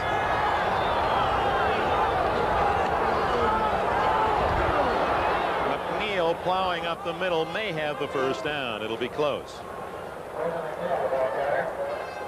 So far, both of these teams have been relatively conservative in their approach offensively to this game. Lots of throws to the backs out of the backfield. Of course, the Jets trying to protect Richard Todd as best they can, but he's already absorbed a couple of sacks and is still out there playing. Now, it's interesting, too, that during the week, someone stated here in the New York press that Richard Todd now realizes he is the leader of the team and felt that he must be out there today in this showdown in the AFC East. No question, there was pressure on him to start. Durking picks up the first down easily to the 38-yard line. We say pressure on Todd to start in that from the start of the week you read it, you heard it, and Todd did, that as the leader of this team, that injured or not, you have to play with pain, all of the lexicons of the game, and that Todd, whether or not he had read a paper or heard a radio or a telecast, would have probably started on his own anyway, but there never was really any doubt but what he would be forced to be in there today, forced even by his own attitude. Trailing 12-6, McNeil. Nothing there. Stopped at the 39-yard line. Did a great job by Bob Baumhauer there. 73, the nose man of that Miami Dolphin defense. He made penetration on the center, Joe Fields, and there was no place for McNeil to run. He has been the secret to that 34 defense. And a lot of coaches in the NFL will say, there's some scores. San Diego over Oakland, 28-21. Dallas leads at the half over the Redskins, 10-7. And the 49ers and Rams are tied at 17 in Anaheim. Here it's 12-6. Miami in front of the Jets. And McNeil close to a first down out to the 47-yard line. A gain of about 8 will bring up 3rd down and 1. Blackwood at safety. Glenn makes the tackle, and Ernest Roan helped out. Todd has not thrown the ball in the second half yet. Yes, he did. First play, a little swing to McNeil, but not a long pass. You're right. You mentioned the pressure on Richard Todd to play. I was interested in a quote by Walt Michaels, who said on Monday, it's amazing how little injuries like this heal the week of a big game. And I'm sure Richard Todd read that one. Hardly subtle.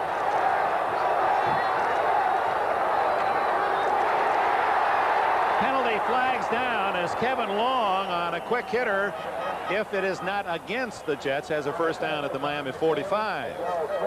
Normally that official is looking right at the tight end of the New York Jets. We'll see if it might be holding on one Jerome Barkham, 83. That's his responsibility. Holding is the call, and denies the Jets a first down on 3rd and 1, and will create a 3rd and 11 for Richard Todd. Both teams, it was a simple game plan in one respect and a common denominator. Both teams went into this game not wanting 2nd and 3rd and long because of the protection of the quarterback. Holding, 83 offense. You tight ends know just exactly who's watching you, don't you? That guy caught me for 10 years. I knew what he was looking at. 83, Jerome Barkham on the hold. And 3rd down and 11. This is a spot, as you just said, Dick, they do not want to be in. Blitz. And Todd rolling from pressure. Overshoots Jerome Barkham. There's a couple former Alabama boys and teammates, Baumhauer and Todd. Baumhauer now owns a restaurant with Joe Namath. Those Crimson Tide boys stay together. Yes, they do.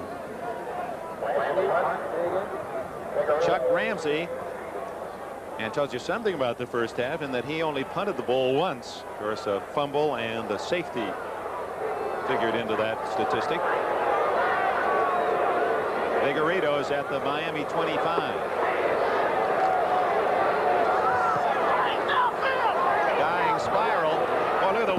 complete that kick. When, at least here in the third quarter, moving the ball from, as you look at it, from the far sidelines toward the near sidelines. It'll be Miami's ball near the Dolphin 30-yard line after a 34-yard punt. Dare I say that those light flashes remind one of a snowflake?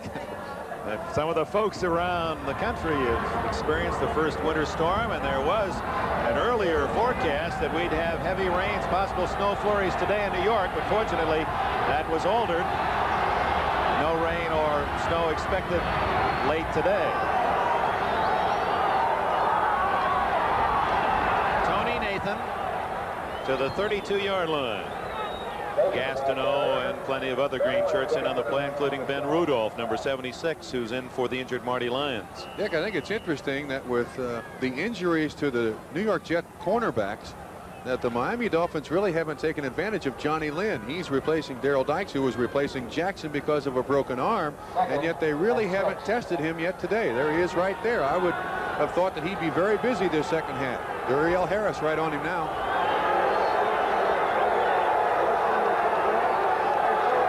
Second and 6. Gastineau has another.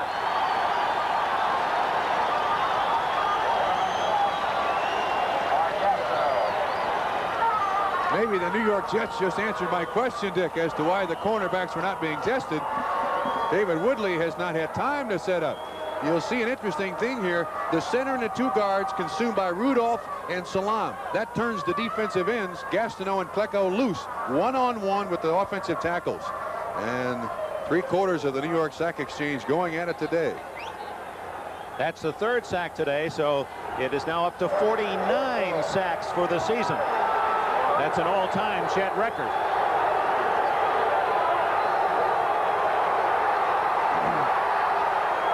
Incomplete to Joe Rose, and the Jets defense has held. And the fans show their appreciation for Gastineau and company.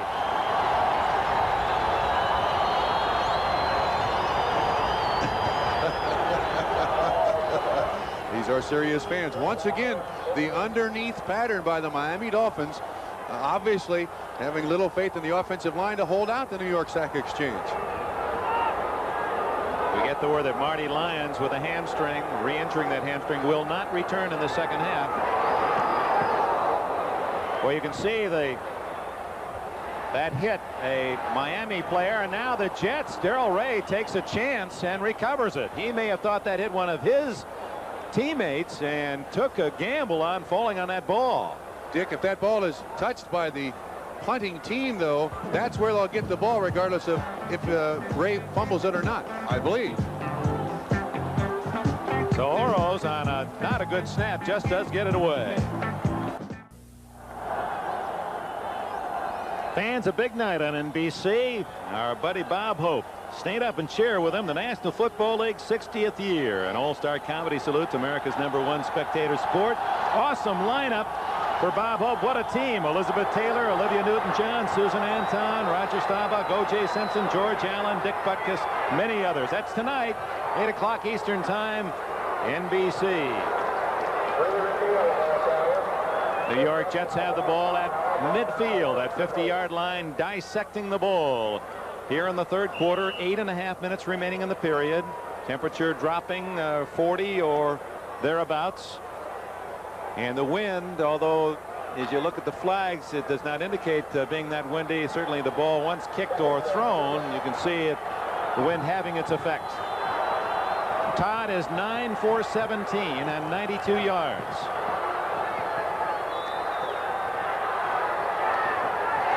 Jones, and a first down at the 42. Johnny Lamb Jones from Texas.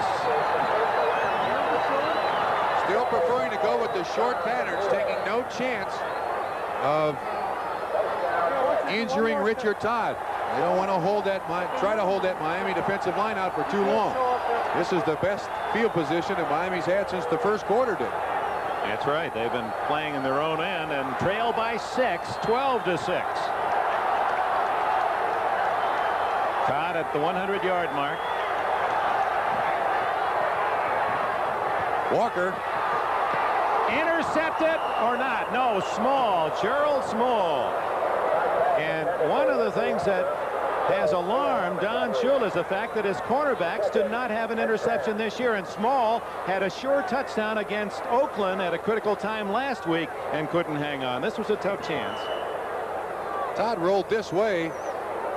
That would have been a tough interception if he had made it, Dick, but those are the big plays that I believe Don Shula expects out of his players. Turn that ball over to him right there. 2nd down and 10 at the Miami 42. Looks like a blitz, Dick. Incomplete, and a flag is down. Again, he goes to Walker, and whether it's Todd's rib injury or whether he's just errant in his throwing or whether that wind is having its effect, tough to tell, but those last 2 passes way off the mark. Now somebody had zeroed in, however, in that offensive line. It'll cost the Jets 10. The Jets, one of the more often penalized teams in the NFL, while the Dolphins frequently the least penalized.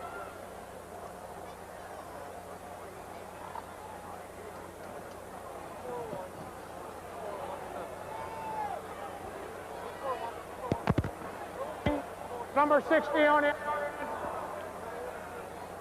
Dan Alexander, the right guard from LSU.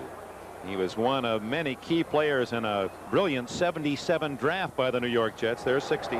On Baumhauer, 73, one of the best pass rushers and nose men you'll find in the business, trying to grab a hold of that face mask. 2nd and 20. Ball back at the Jets 48.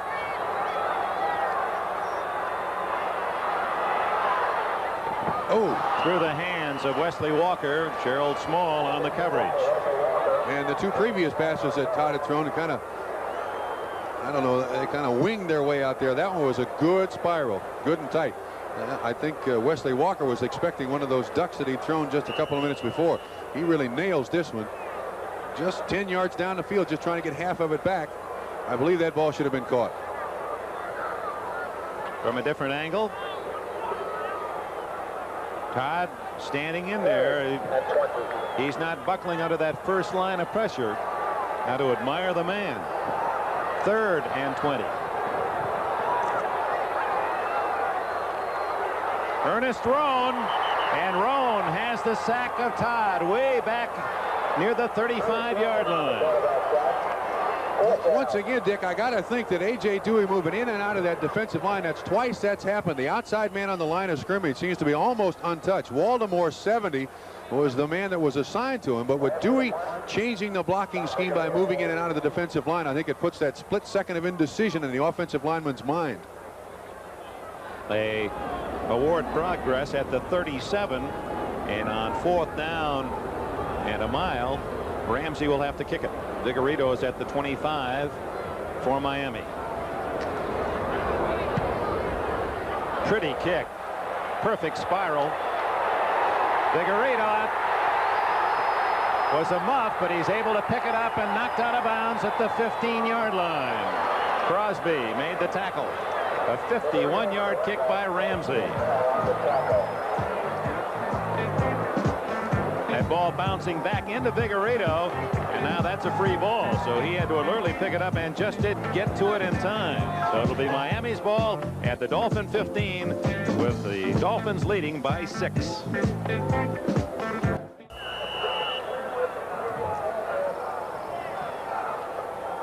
Miami Dolphins.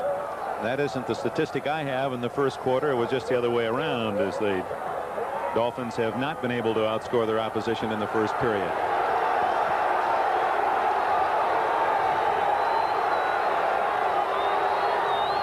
Miami at the 15-yard line. And Nathan caught in the backfield. No gain. Joe Klecko, 73. Still very conservative, the Miami Dolphins. They're leading 12-6, and they certainly don't want to give the ball up here. They have lousy field position, but still running the ball primarily on 1st down.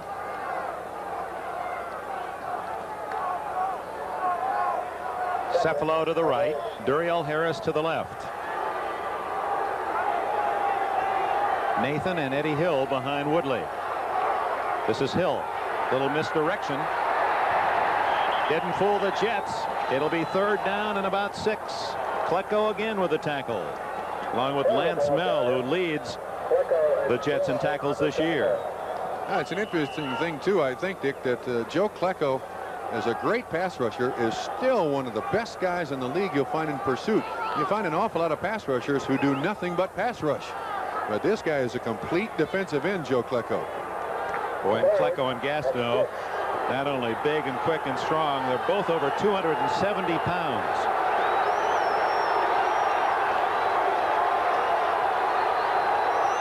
On 3rd and 6, Woodley. Oh, what a hit at the 23-yard line. And I don't believe he made the 1st down. Quite a collision as Woodley, that was run all the way. Johnny Lynn from UCLA in his 2nd year playing for the injured Jackson and the injured Donald Dykes at the left corner. Now I gotta wonder in the 3rd quarter here, if you're relying on your quarterback to sweep by design to pick up the 1st down, if there's anything left for your offense to do, Dick. I mean, I realize that the defense does not account for the quarterback, but apparently Miami is so afraid of the pass rush that they're not willing to throw it. They would prefer to have their quarterback run it. Rather interesting choice. The measurement.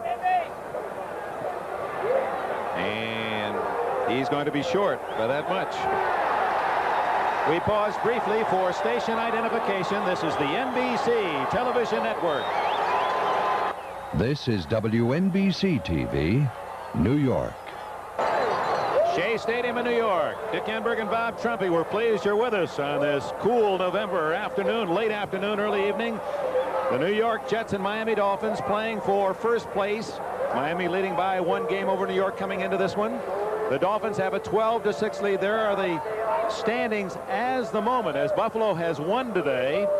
The Jets 6-4-1, 1 game behind Miami. And obviously if the Jets would win, Miami and New York tied for 1st, Buffalo a half game out. Miami trying to move in front of the pack with a victory today. They already lead by 1. They could really make a big advance with a victory, and they lead 12-6 with 5:09 left in the 3rd quarter. They have to give up the ball here as Oros with a reserve man snapping the ball, and I'm surprised the Jets haven't gone after a punt. That's Harper at the 25. And he didn't have quite enough sideline. There's a case where the sideline was really the 12th defensive player. Harper couldn't quite turn upfield. Timeout here at Shea Stadium after a 52-yard punt, 8-yard return. Miami 12, New York 6.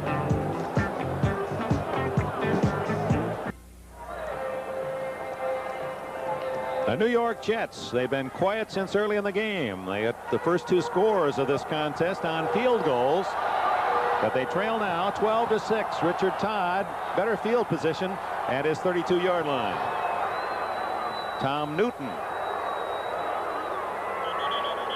Newton, one of the cheerleaders on this New York Jets squad from California, a free agent pick in '77. He was a blocking back for Chuck Muncie with the Bears and was a long shot to make this club, and really a popular team player. Dick, on note, it appeared that Richard Todd had trouble even making the handoff there. He appeared to be a little late from under center and was kind of struggling to get out to Newton to hand him off the football. Now watch this. You see he has to really stretch, and as you said earlier in the game, that's what hurts the most when he bends over with that cracked rib. It's the left side of the rib cage, and he's reaching with that left hand. That had to be painful. Freeman McNeil. He's close to a 1st down out at the 42-yard line. Vern Den Herter made the stop. Veteran from Central College of Iowa. They have thrown the ball in this 2nd half very sparingly, and with a rib injury like Richard Todd has, I'm not sure that he can play the entire game without pain. It's a matter of how much pain he can stand at this point in the ball game. You got to admire his guts for getting out there in the first place, though. You bet. 1st down. It's a 1st down, and for Freeman McNeil, he has 64 yards today, which gives him exactly 400 yards on the season. The rookie from UCLA, despite missing several games at mid-year, is the top rusher now for the New York Jets. Throw it downfield. Gaffney in the slot with Walker wide left.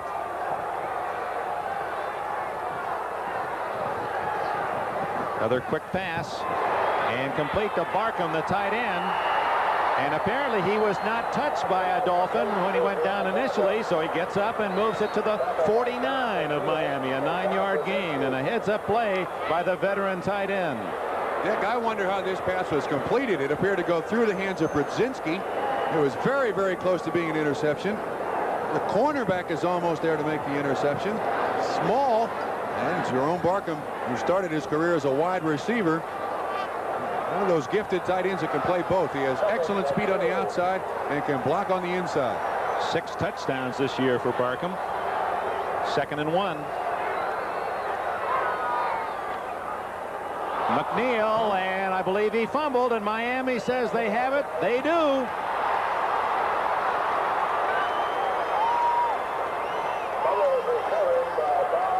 Betters made the hit, and Baumhauer, 73, recovered the football. McNeil coughs it up for the 2nd time today. Dick, in cold weather like this, the ball gets slick, very, very slick, and there are times when your hands are totally dry that you just simply can't hang on to it. But nevertheless, Miami now has the ball on that turnover, leading 12-6. Think you'll make it?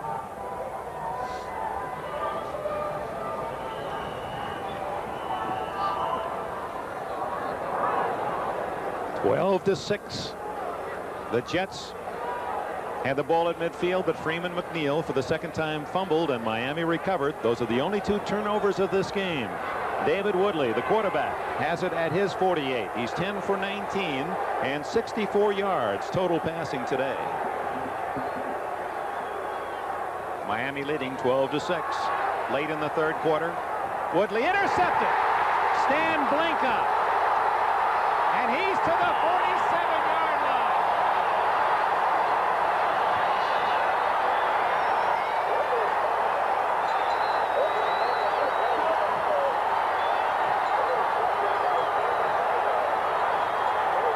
Blinka's first interception of the year. And on the first play after the fumble, the Jets get it back. Dick, Don Shula has been very, very quick to pull David Woodley throughout this season. I think this is one of the reasons why. Discipline of a young quarterback. I believe he went against his key there. And Don Shula wants him to read his keys properly and not make that kind of mistake.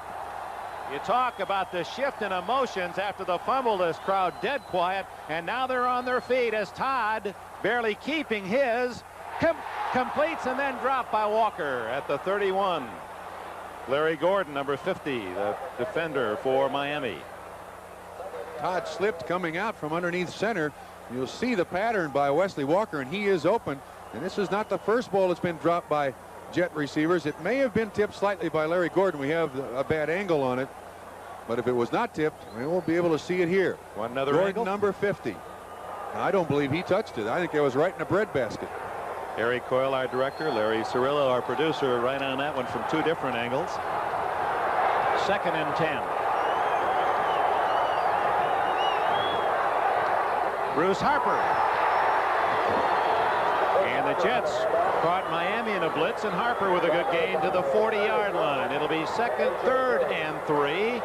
And now let's go to Byron Day in this update. Okay, Dick, out in Oakland, the Chargers have just scored again. Fouts connecting with Kellen Winslow for his 3rd touchdown pass of the day. It's now 35-21, Chargers in front of the Raiders. Dick? All right, Byron. San Diego in a late season slump trying to break out of it against the defending Super Bowl champions. Here it's a critical 3rd down and a long 3 for Todd at the Miami 40. Jerome Barkham, 1st down.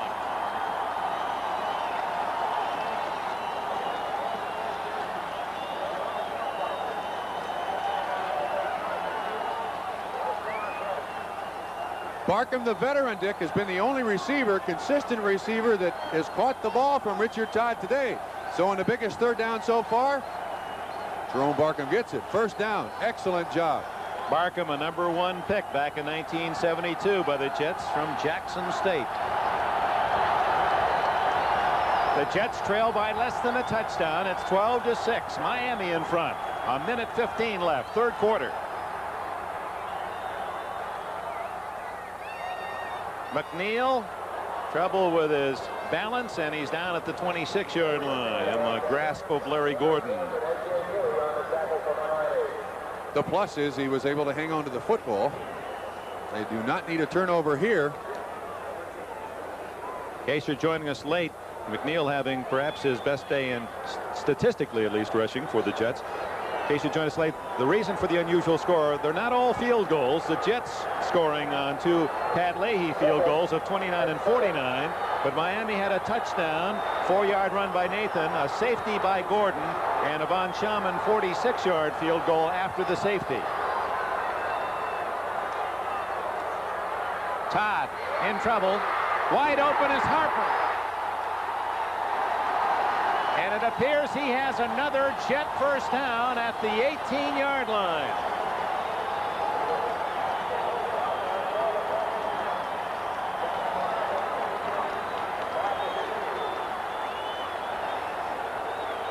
Harper was the safety valve there. Once again, the blitz by Dewey and by Doug Betters, and Todd was able to get it off.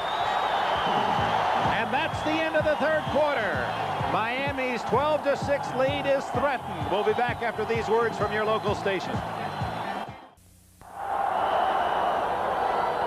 Through 3 quarters, the statistics and the Jets in that regard convincingly ahead. But on the scoreboard, it's Miami 12, the Jets 6. First down at the Miami 18-yard line for Richard Todd and the Jets.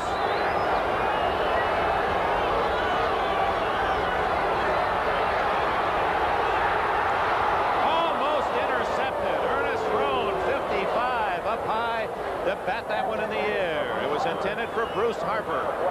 Zone coverage, Dick, all the way by Miami, which is rather unusual inside the 20-yard line. I believe the Jets were expecting some kind of man coverage. They got zone, which is certainly a changeup. You see Lyle Blackwood going out of your picture. Camper 58 coming back in coverage. That is very, very close to an interception. And Roan is an excellent receiver back there as a linebacker. He has 3 interceptions this year. Walker to the left. Jones to the right. Harper. A little too much lead for the little guy. And it's 3rd and 10. The swing pass out of the backfield. Once again, Miami came with the zone. They may be changing up on the New York Jets. Most teams will run a man-to-man coverage inside that 20-yard line. Now I would expect the Miami Dolphins to come with some sort of blitz. Make sure they get instant pressure on Richard Todd.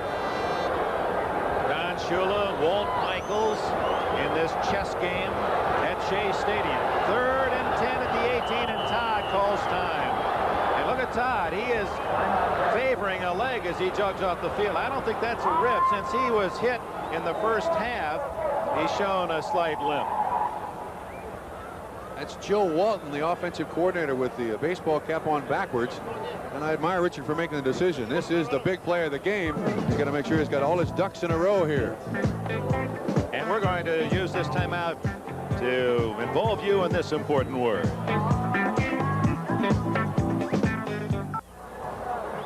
Eight seconds into the 4th quarter. Plenty of time. Miami leads by 6. This is a 3rd and 10 play at the Miami 18.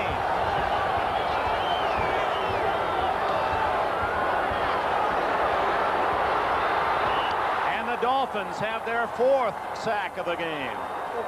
So they've out-sacked the Jets' heralded front 4 by a 4-3 count. Now let's go quickly to Byron Day.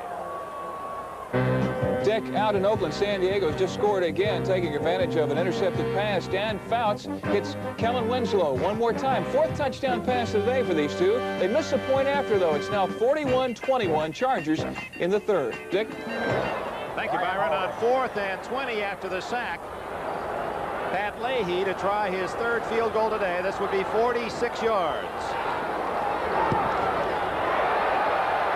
Right into your living room, and it's a 12-9 game.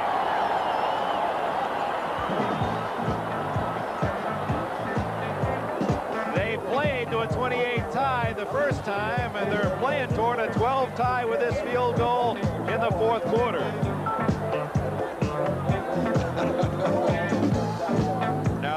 was a real reaction shot.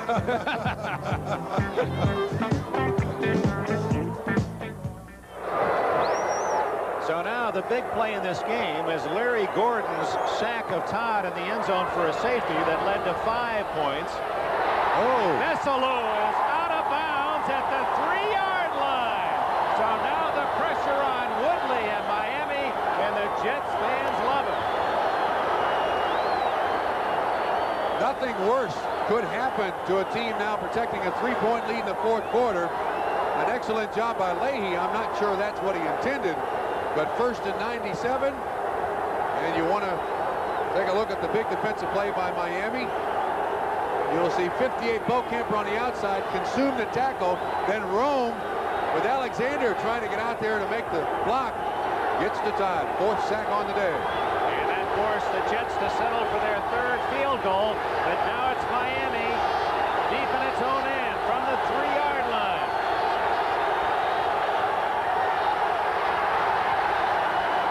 A yard or two as Schroy came up to meet Tony Nathan. And from the reaction of Klecko, it appears that we might have another injury, but maybe not. Tony Nathan limping off the field. That's hurt. You know, Dick, I'm amazed. I don't believe that the Miami Dolphins receivers, outside receivers, have caught more than 4 passes collectively on the day. Nathan hobbling. Salam 74 stands his ground. Rudolph there, and he gets hit right on the knee with the foot planted in the ground.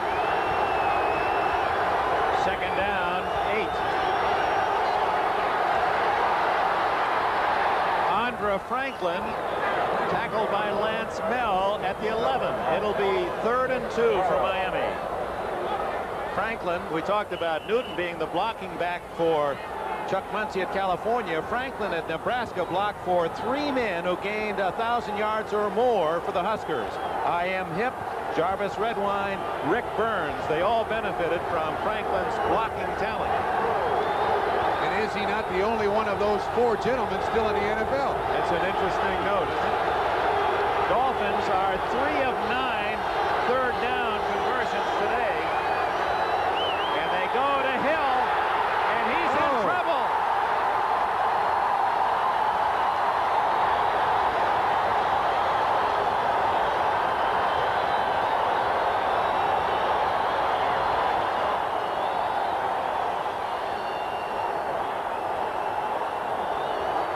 They ran at Gastineau, number 99, and Hill is stopped at the 4-yard line. Remember, this is a substitute snapper. Bruce Hardy, the tight end for the injured Kutzenberg, and he's going to snap a 14-yard distance. Oros with his heels on the end line.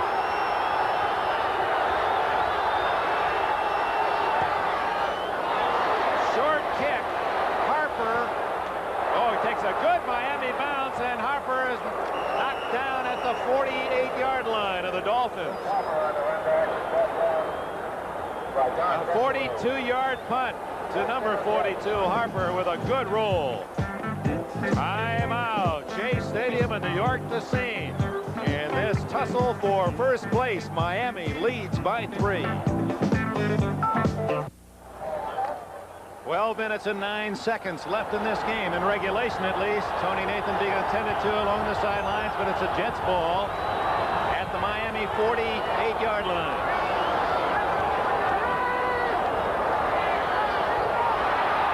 Newton with a fingertip catch and a short gain of about 3. Gordon, who's played a big game at linebacker, along with Ernest Roan for the Dolphins, and Glenn Blackwood made the tackle.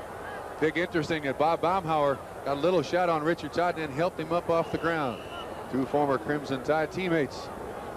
Walt Michaels, whose team slipped last year to 4-12 after 8 and 8 years back-to-back in 78 and 79. But a hot team coming into this cold November day.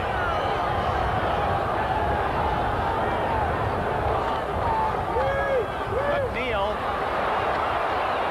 carrying the ball in the wrong arm, the left arm. Usually when you're running running right. Yeah, that ball in the right arm, but after fumbling twice, he may have a reason for that. Great job by Bob Brzezinski, number 59. He took on Newton in the offensive backfield and kind of destroyed the timing of the play. You know, the New York Jets have had opportunity after opportunity after opportunity and still no touchdowns on the board. The Miami defense has done an outstanding job so far today. That's 5. 4th down. 5 to go for the first down at the 42.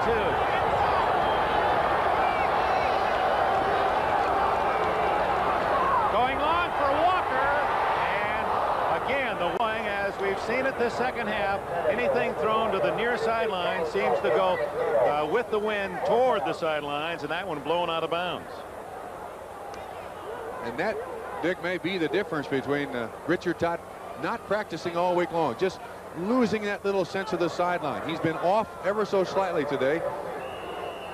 Of course, typical of Shea Stadium to try to show the wind, and we all sound like we don't know what we're talking about. But the winds here are contradictory, to be certain. No wind upstairs, there seems to be plenty down. You can't quite tell which way it's blowing. Good snap. Joe Fields, and Ramsey's kick into the end zone. Good hustling try by Kurt Sohn from Fordham, but it'll be Miami's ball at the 20-yard line with 10.5 minutes left in this one. Miami by 3. Let's go to Brian Gumbel. All right, Dick, a few brief highlights from games already completed on this 12th Sunday of the season. Out in Cleveland, Brian Sipe had a tough time with the weather and with the Steelers. He threw 6 interceptions to Pittsburgh ball players. In great part, that helped the Steelers gain their 7th victory. They beat the Browns by a final of 32-10. Out in Cincinnati, Kenny Anderson and the Bengals came on strong, going against the Denver Broncos. The Bengals won it by a final score of 38-21. For Anderson, a great ball game. He was 25 of 37 through the air for 396 yards and 3 touchdowns, and oh yes, he ran for one himself. The Bengals gained their 9th win against just 3 defeats. Out in Buffalo, the miracle victory of the week belonged to Chuck Knox and the Buffalo Bills. Trailing 17-13, just seconds left, Joe Ferguson throws it up for grabs, and Roland Hooks comes down in the end zone with just 5 seconds left. The Bills turn back the Patriots, final 20-17. And out at Veterans Stadium, the Giants took the measure of the Eagles for the first time in 13 tries. This interception returned by Terry Jackson for a touchdown sealed the score at 20-10. Let's go back to Shea Stadium and Dick Henry. Thank you, Bryant. The opposing coaches and former teammates, Cleveland Browns, Walt Michaels on the left, Don Shula on the right. It's Miami's ball. The Dolphins leading 12-9. Plenty of time, 10.5 minutes left. Dolphins at the 20-yard line. They survive. Bessalou slipping out of bounds at the 3 on the kickoff and have it back at the 20.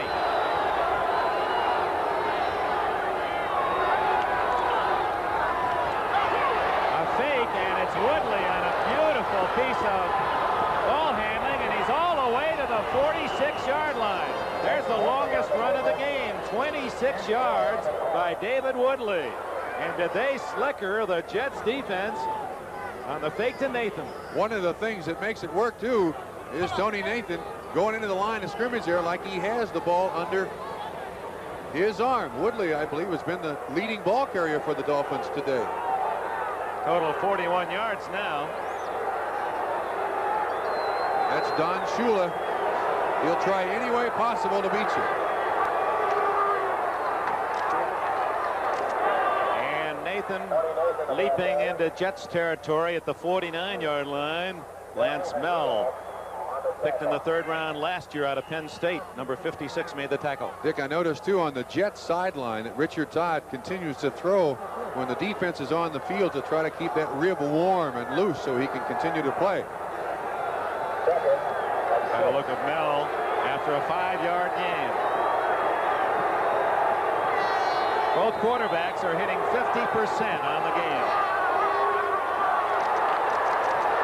And Eddie Hill, or is it Andre Franklin? Franklin has a first down, I believe, at the Jets 43-yard line. Miami moving with the football and 9 minutes left. Other scores in the NFL, late scores.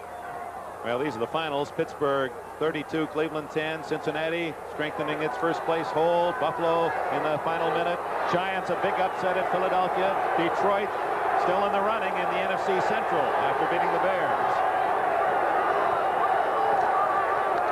Nathan, who left the game limping on a bad knee just 5 minutes ago, and now ripping up the middle for a good first down gain. Other scores. Bum Phillips going back to Houston and winning with the Saints by 3. A blowout, Tampa beating Green in the Battle of the Bays.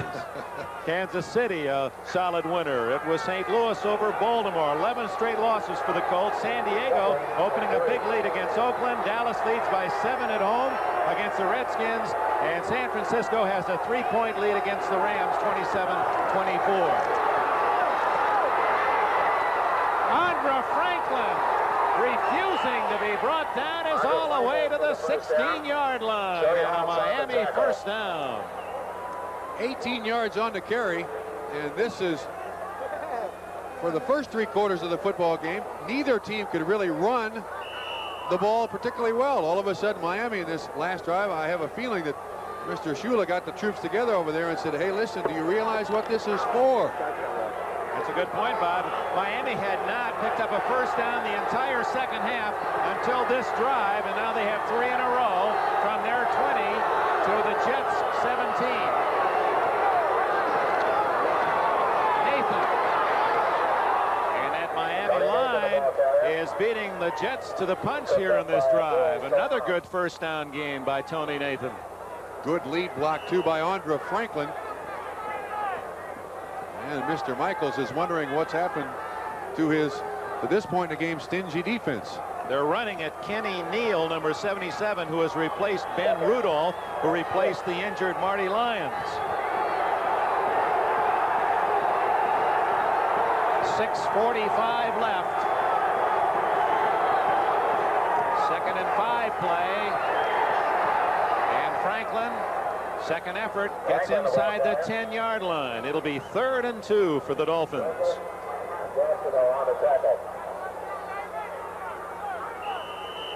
And of course, for the Jets, with that clock ticking away, they can ill afford a touchdown here, or Miami would force them into a situation where they'd have to score twice. But with a field goal, Miami's lead would be just 6. Big play, 3rd and 2.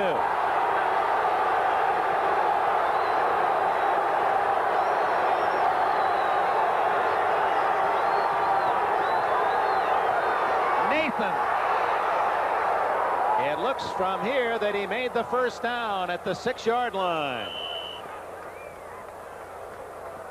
Sour expression of Walt Michaels as the Jets unable to stop Miami, or at least that's how it appears from the mark of the ball. Great individual effort, Dick, by Tony Nathan to treat it like the goal line, realizing the importance of this first down. And he dives over the line of scrimmage. Watch 37 Andra Franklin.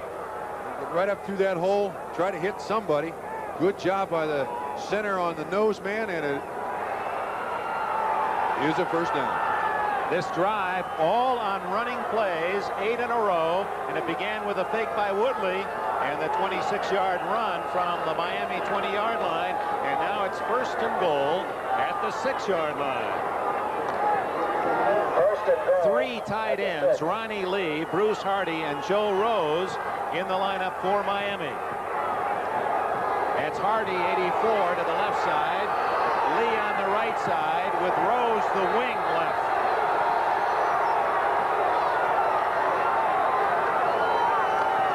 Franklin for a yard. As the Jets defense stretched the play out, and Franklin could not find a hole. Klecko and Blinka collaborated. That's one of the interesting things about the Jets defense. Even down here at the 5-yard line, they still play their linebackers about 4.5 yards deep, Dick, so that they can come forward and take on those offensive guards and try to stop any penetration of any blocking backs or any offensive lineman pulling. Franklin comes out, and 31 Eddie Hill, who has a step more speed, joins Nathan in the backfield. Nathan He saw the hole, but as he made his cut, he slipped and gains a yard. Blinka secured the stop with Mel there as well. It's 3rd and goal. I don't know if this is going to happen, but David Woodley kind of continued the fake as a bootleg coming out of there after he handed off to Tony Nathan. It'd be interesting to see if Mr. Woodley would once again carry it around the corner. Staying on the ground, the Dolphins have chewed up a lot of time with this drive, and the clock now ticking down to the 4-minute mark. They've had the ball for 6 minutes, and it's 3rd and goal just inside the 5. Nathan. Abdul Salam made the play, and it had not been for Salam, there was a huge hole. Perfect example of a defensive lineman submarine underneath an offensive lineman, and he's in the offensive backfield to make the stop. Actually, he didn't submarine anybody. Nobody touched him. Boy, there was a lot of running room up the middle. And look at Walt Michaels. Oh, come on, Walt. You can do better than that. I mean, that's a big play. That's his answer to Mark Gastineau. Field goal, apparently, by Von Schaman will be only 23 yards.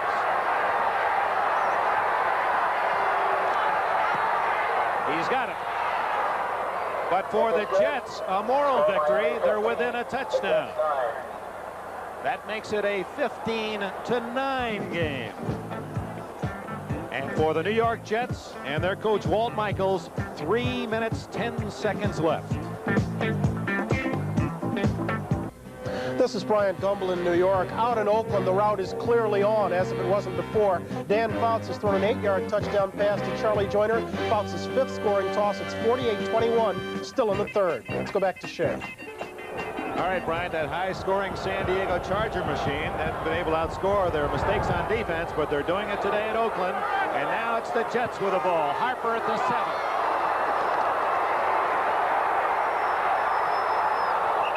22-yard line, maybe the 23, before Ken Poole, number 78, could make the tackle. So for the New York Jets, it's 1st down and 77 for a touchdown that would win it. And for the Miami Dolphins, they have 3 minutes to contain New York and not only hold on to first place, but build their lead. The Jets have 2 timeouts left, Dick. They've got to use their time very wisely here.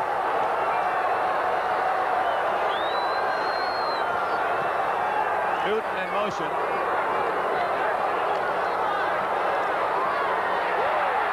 And it's Freeman McNeil to the 31-yard line.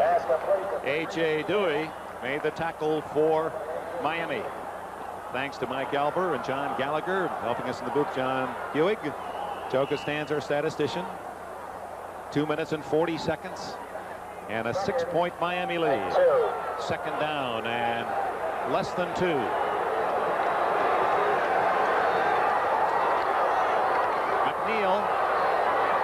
Who has marred a good rushing day with a couple of fumbles. One was, well, neither was costly. In fact, after one fumble, the next play it was an interception for Miami.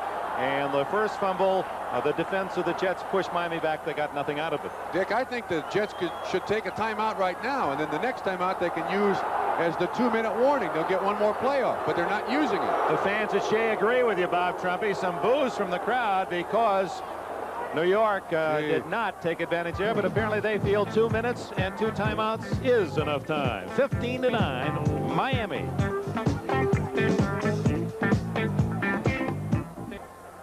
Two minutes to go here at Shea Stadium. The executive producer of NBC Sports is Don Olmeyer. Coordinating producer, NFL Football, Ted Nathanson. Today's telecast produced by Larry Cirillo and directed by Harry Coyle. Our technical director was Steve Semino. Associate director, John Libretto. Associate producer, Glenn Adamo.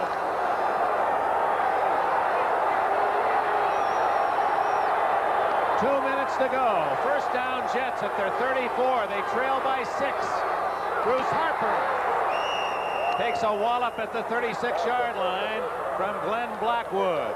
He is the junior Blackwood. His brother Lyle, some 6 years older. Teams with him at the safety spot. No huddle.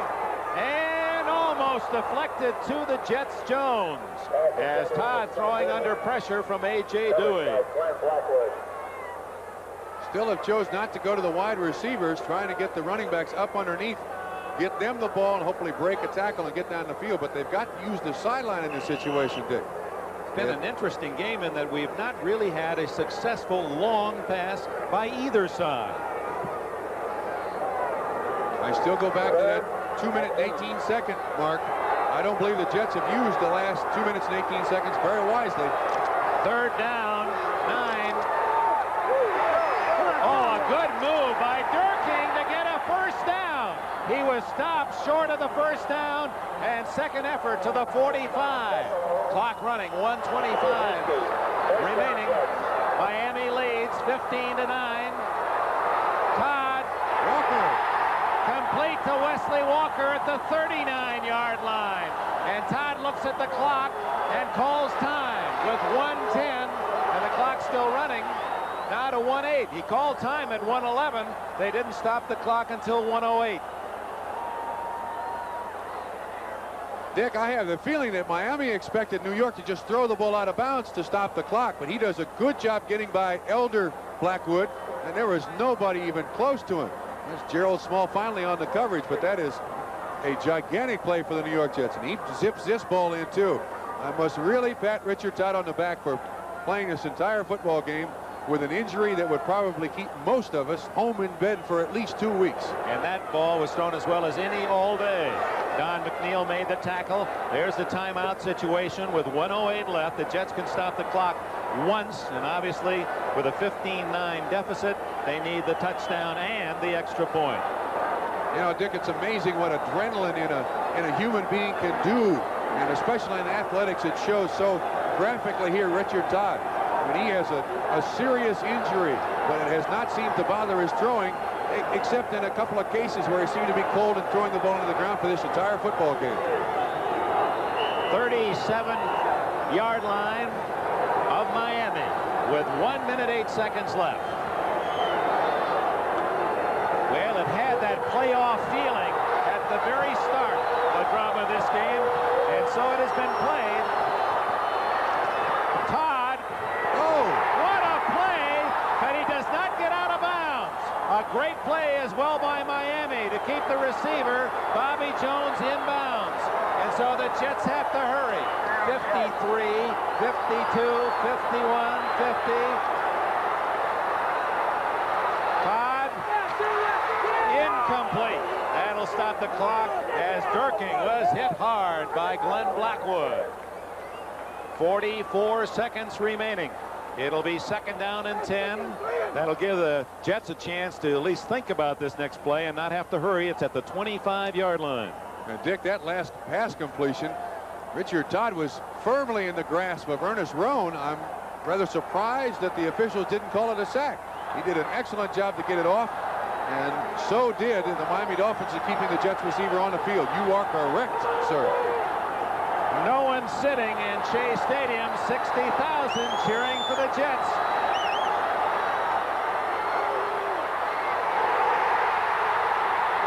Jones at the 13, and the clock running.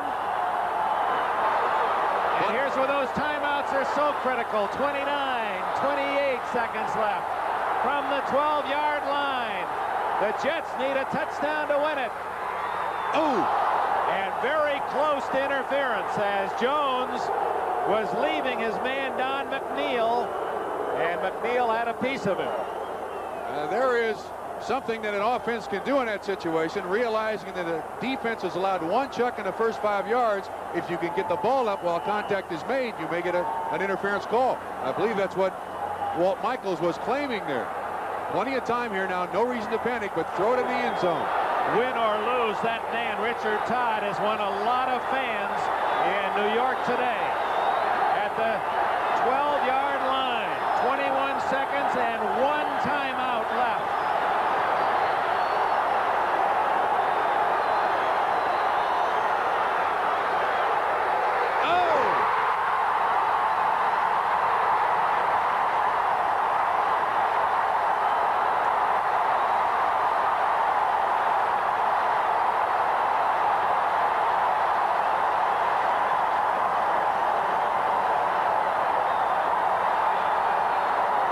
They're mobbing Jerome Barkham in the end zone as the Jets have tied it.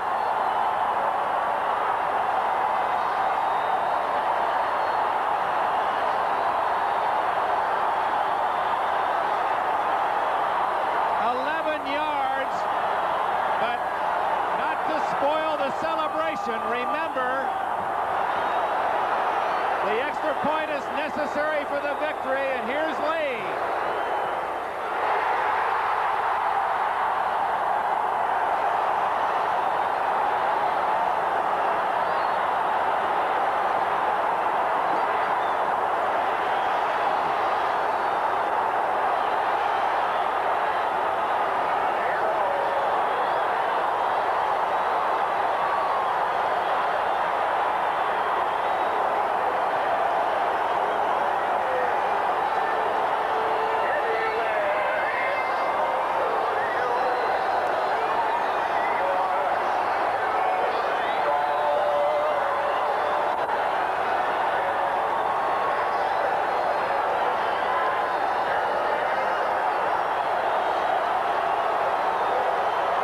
A 77-yard, 2-minute drive.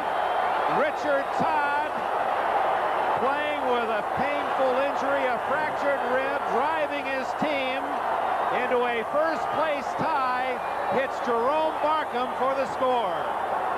His most consistent receiver on the day. And Dick, I got to make this comment. Haven't I seen movies that are written, scripted, and ended like this, starring our president, Ronald Reagan, of 25 or 30 years ago? This is just too good to be true. Give that man a medal and give this entire team a tremendous pat on the back. They never gave up on a day when they really could get very little going until the final 2 minutes of the football game. Barkham with his 7th touchdown reception of the season and the only touchdown for the Jets today. They saved it for the 16 seconds left mark. And now Don Shula looks for his own bolt of lightning. He has a good kick return man, Vigorito, waiting for this one.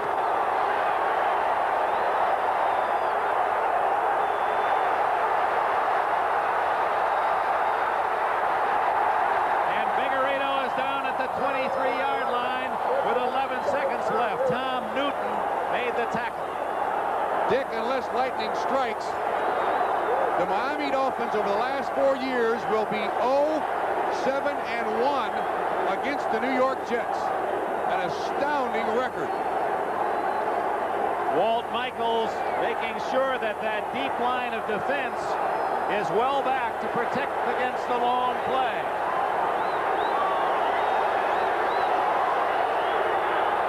A triple left formation.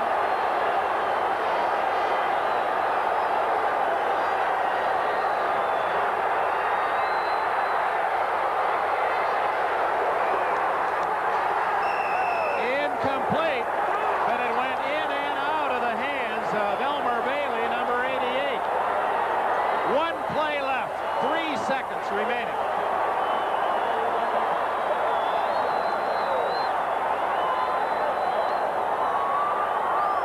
If the score remains, the Jets will be 3-4 in the last 7 games.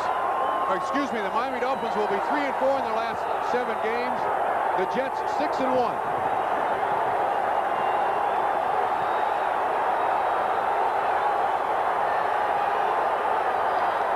Walt Michaels, a defensive coordinator. He led the Jets to that dramatic Super Bowl III win. He's telling his defense, stay back. And this apparently the last play of the game.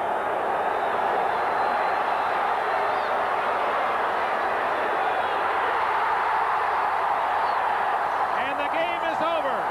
The Jets have moved into a tie for first place.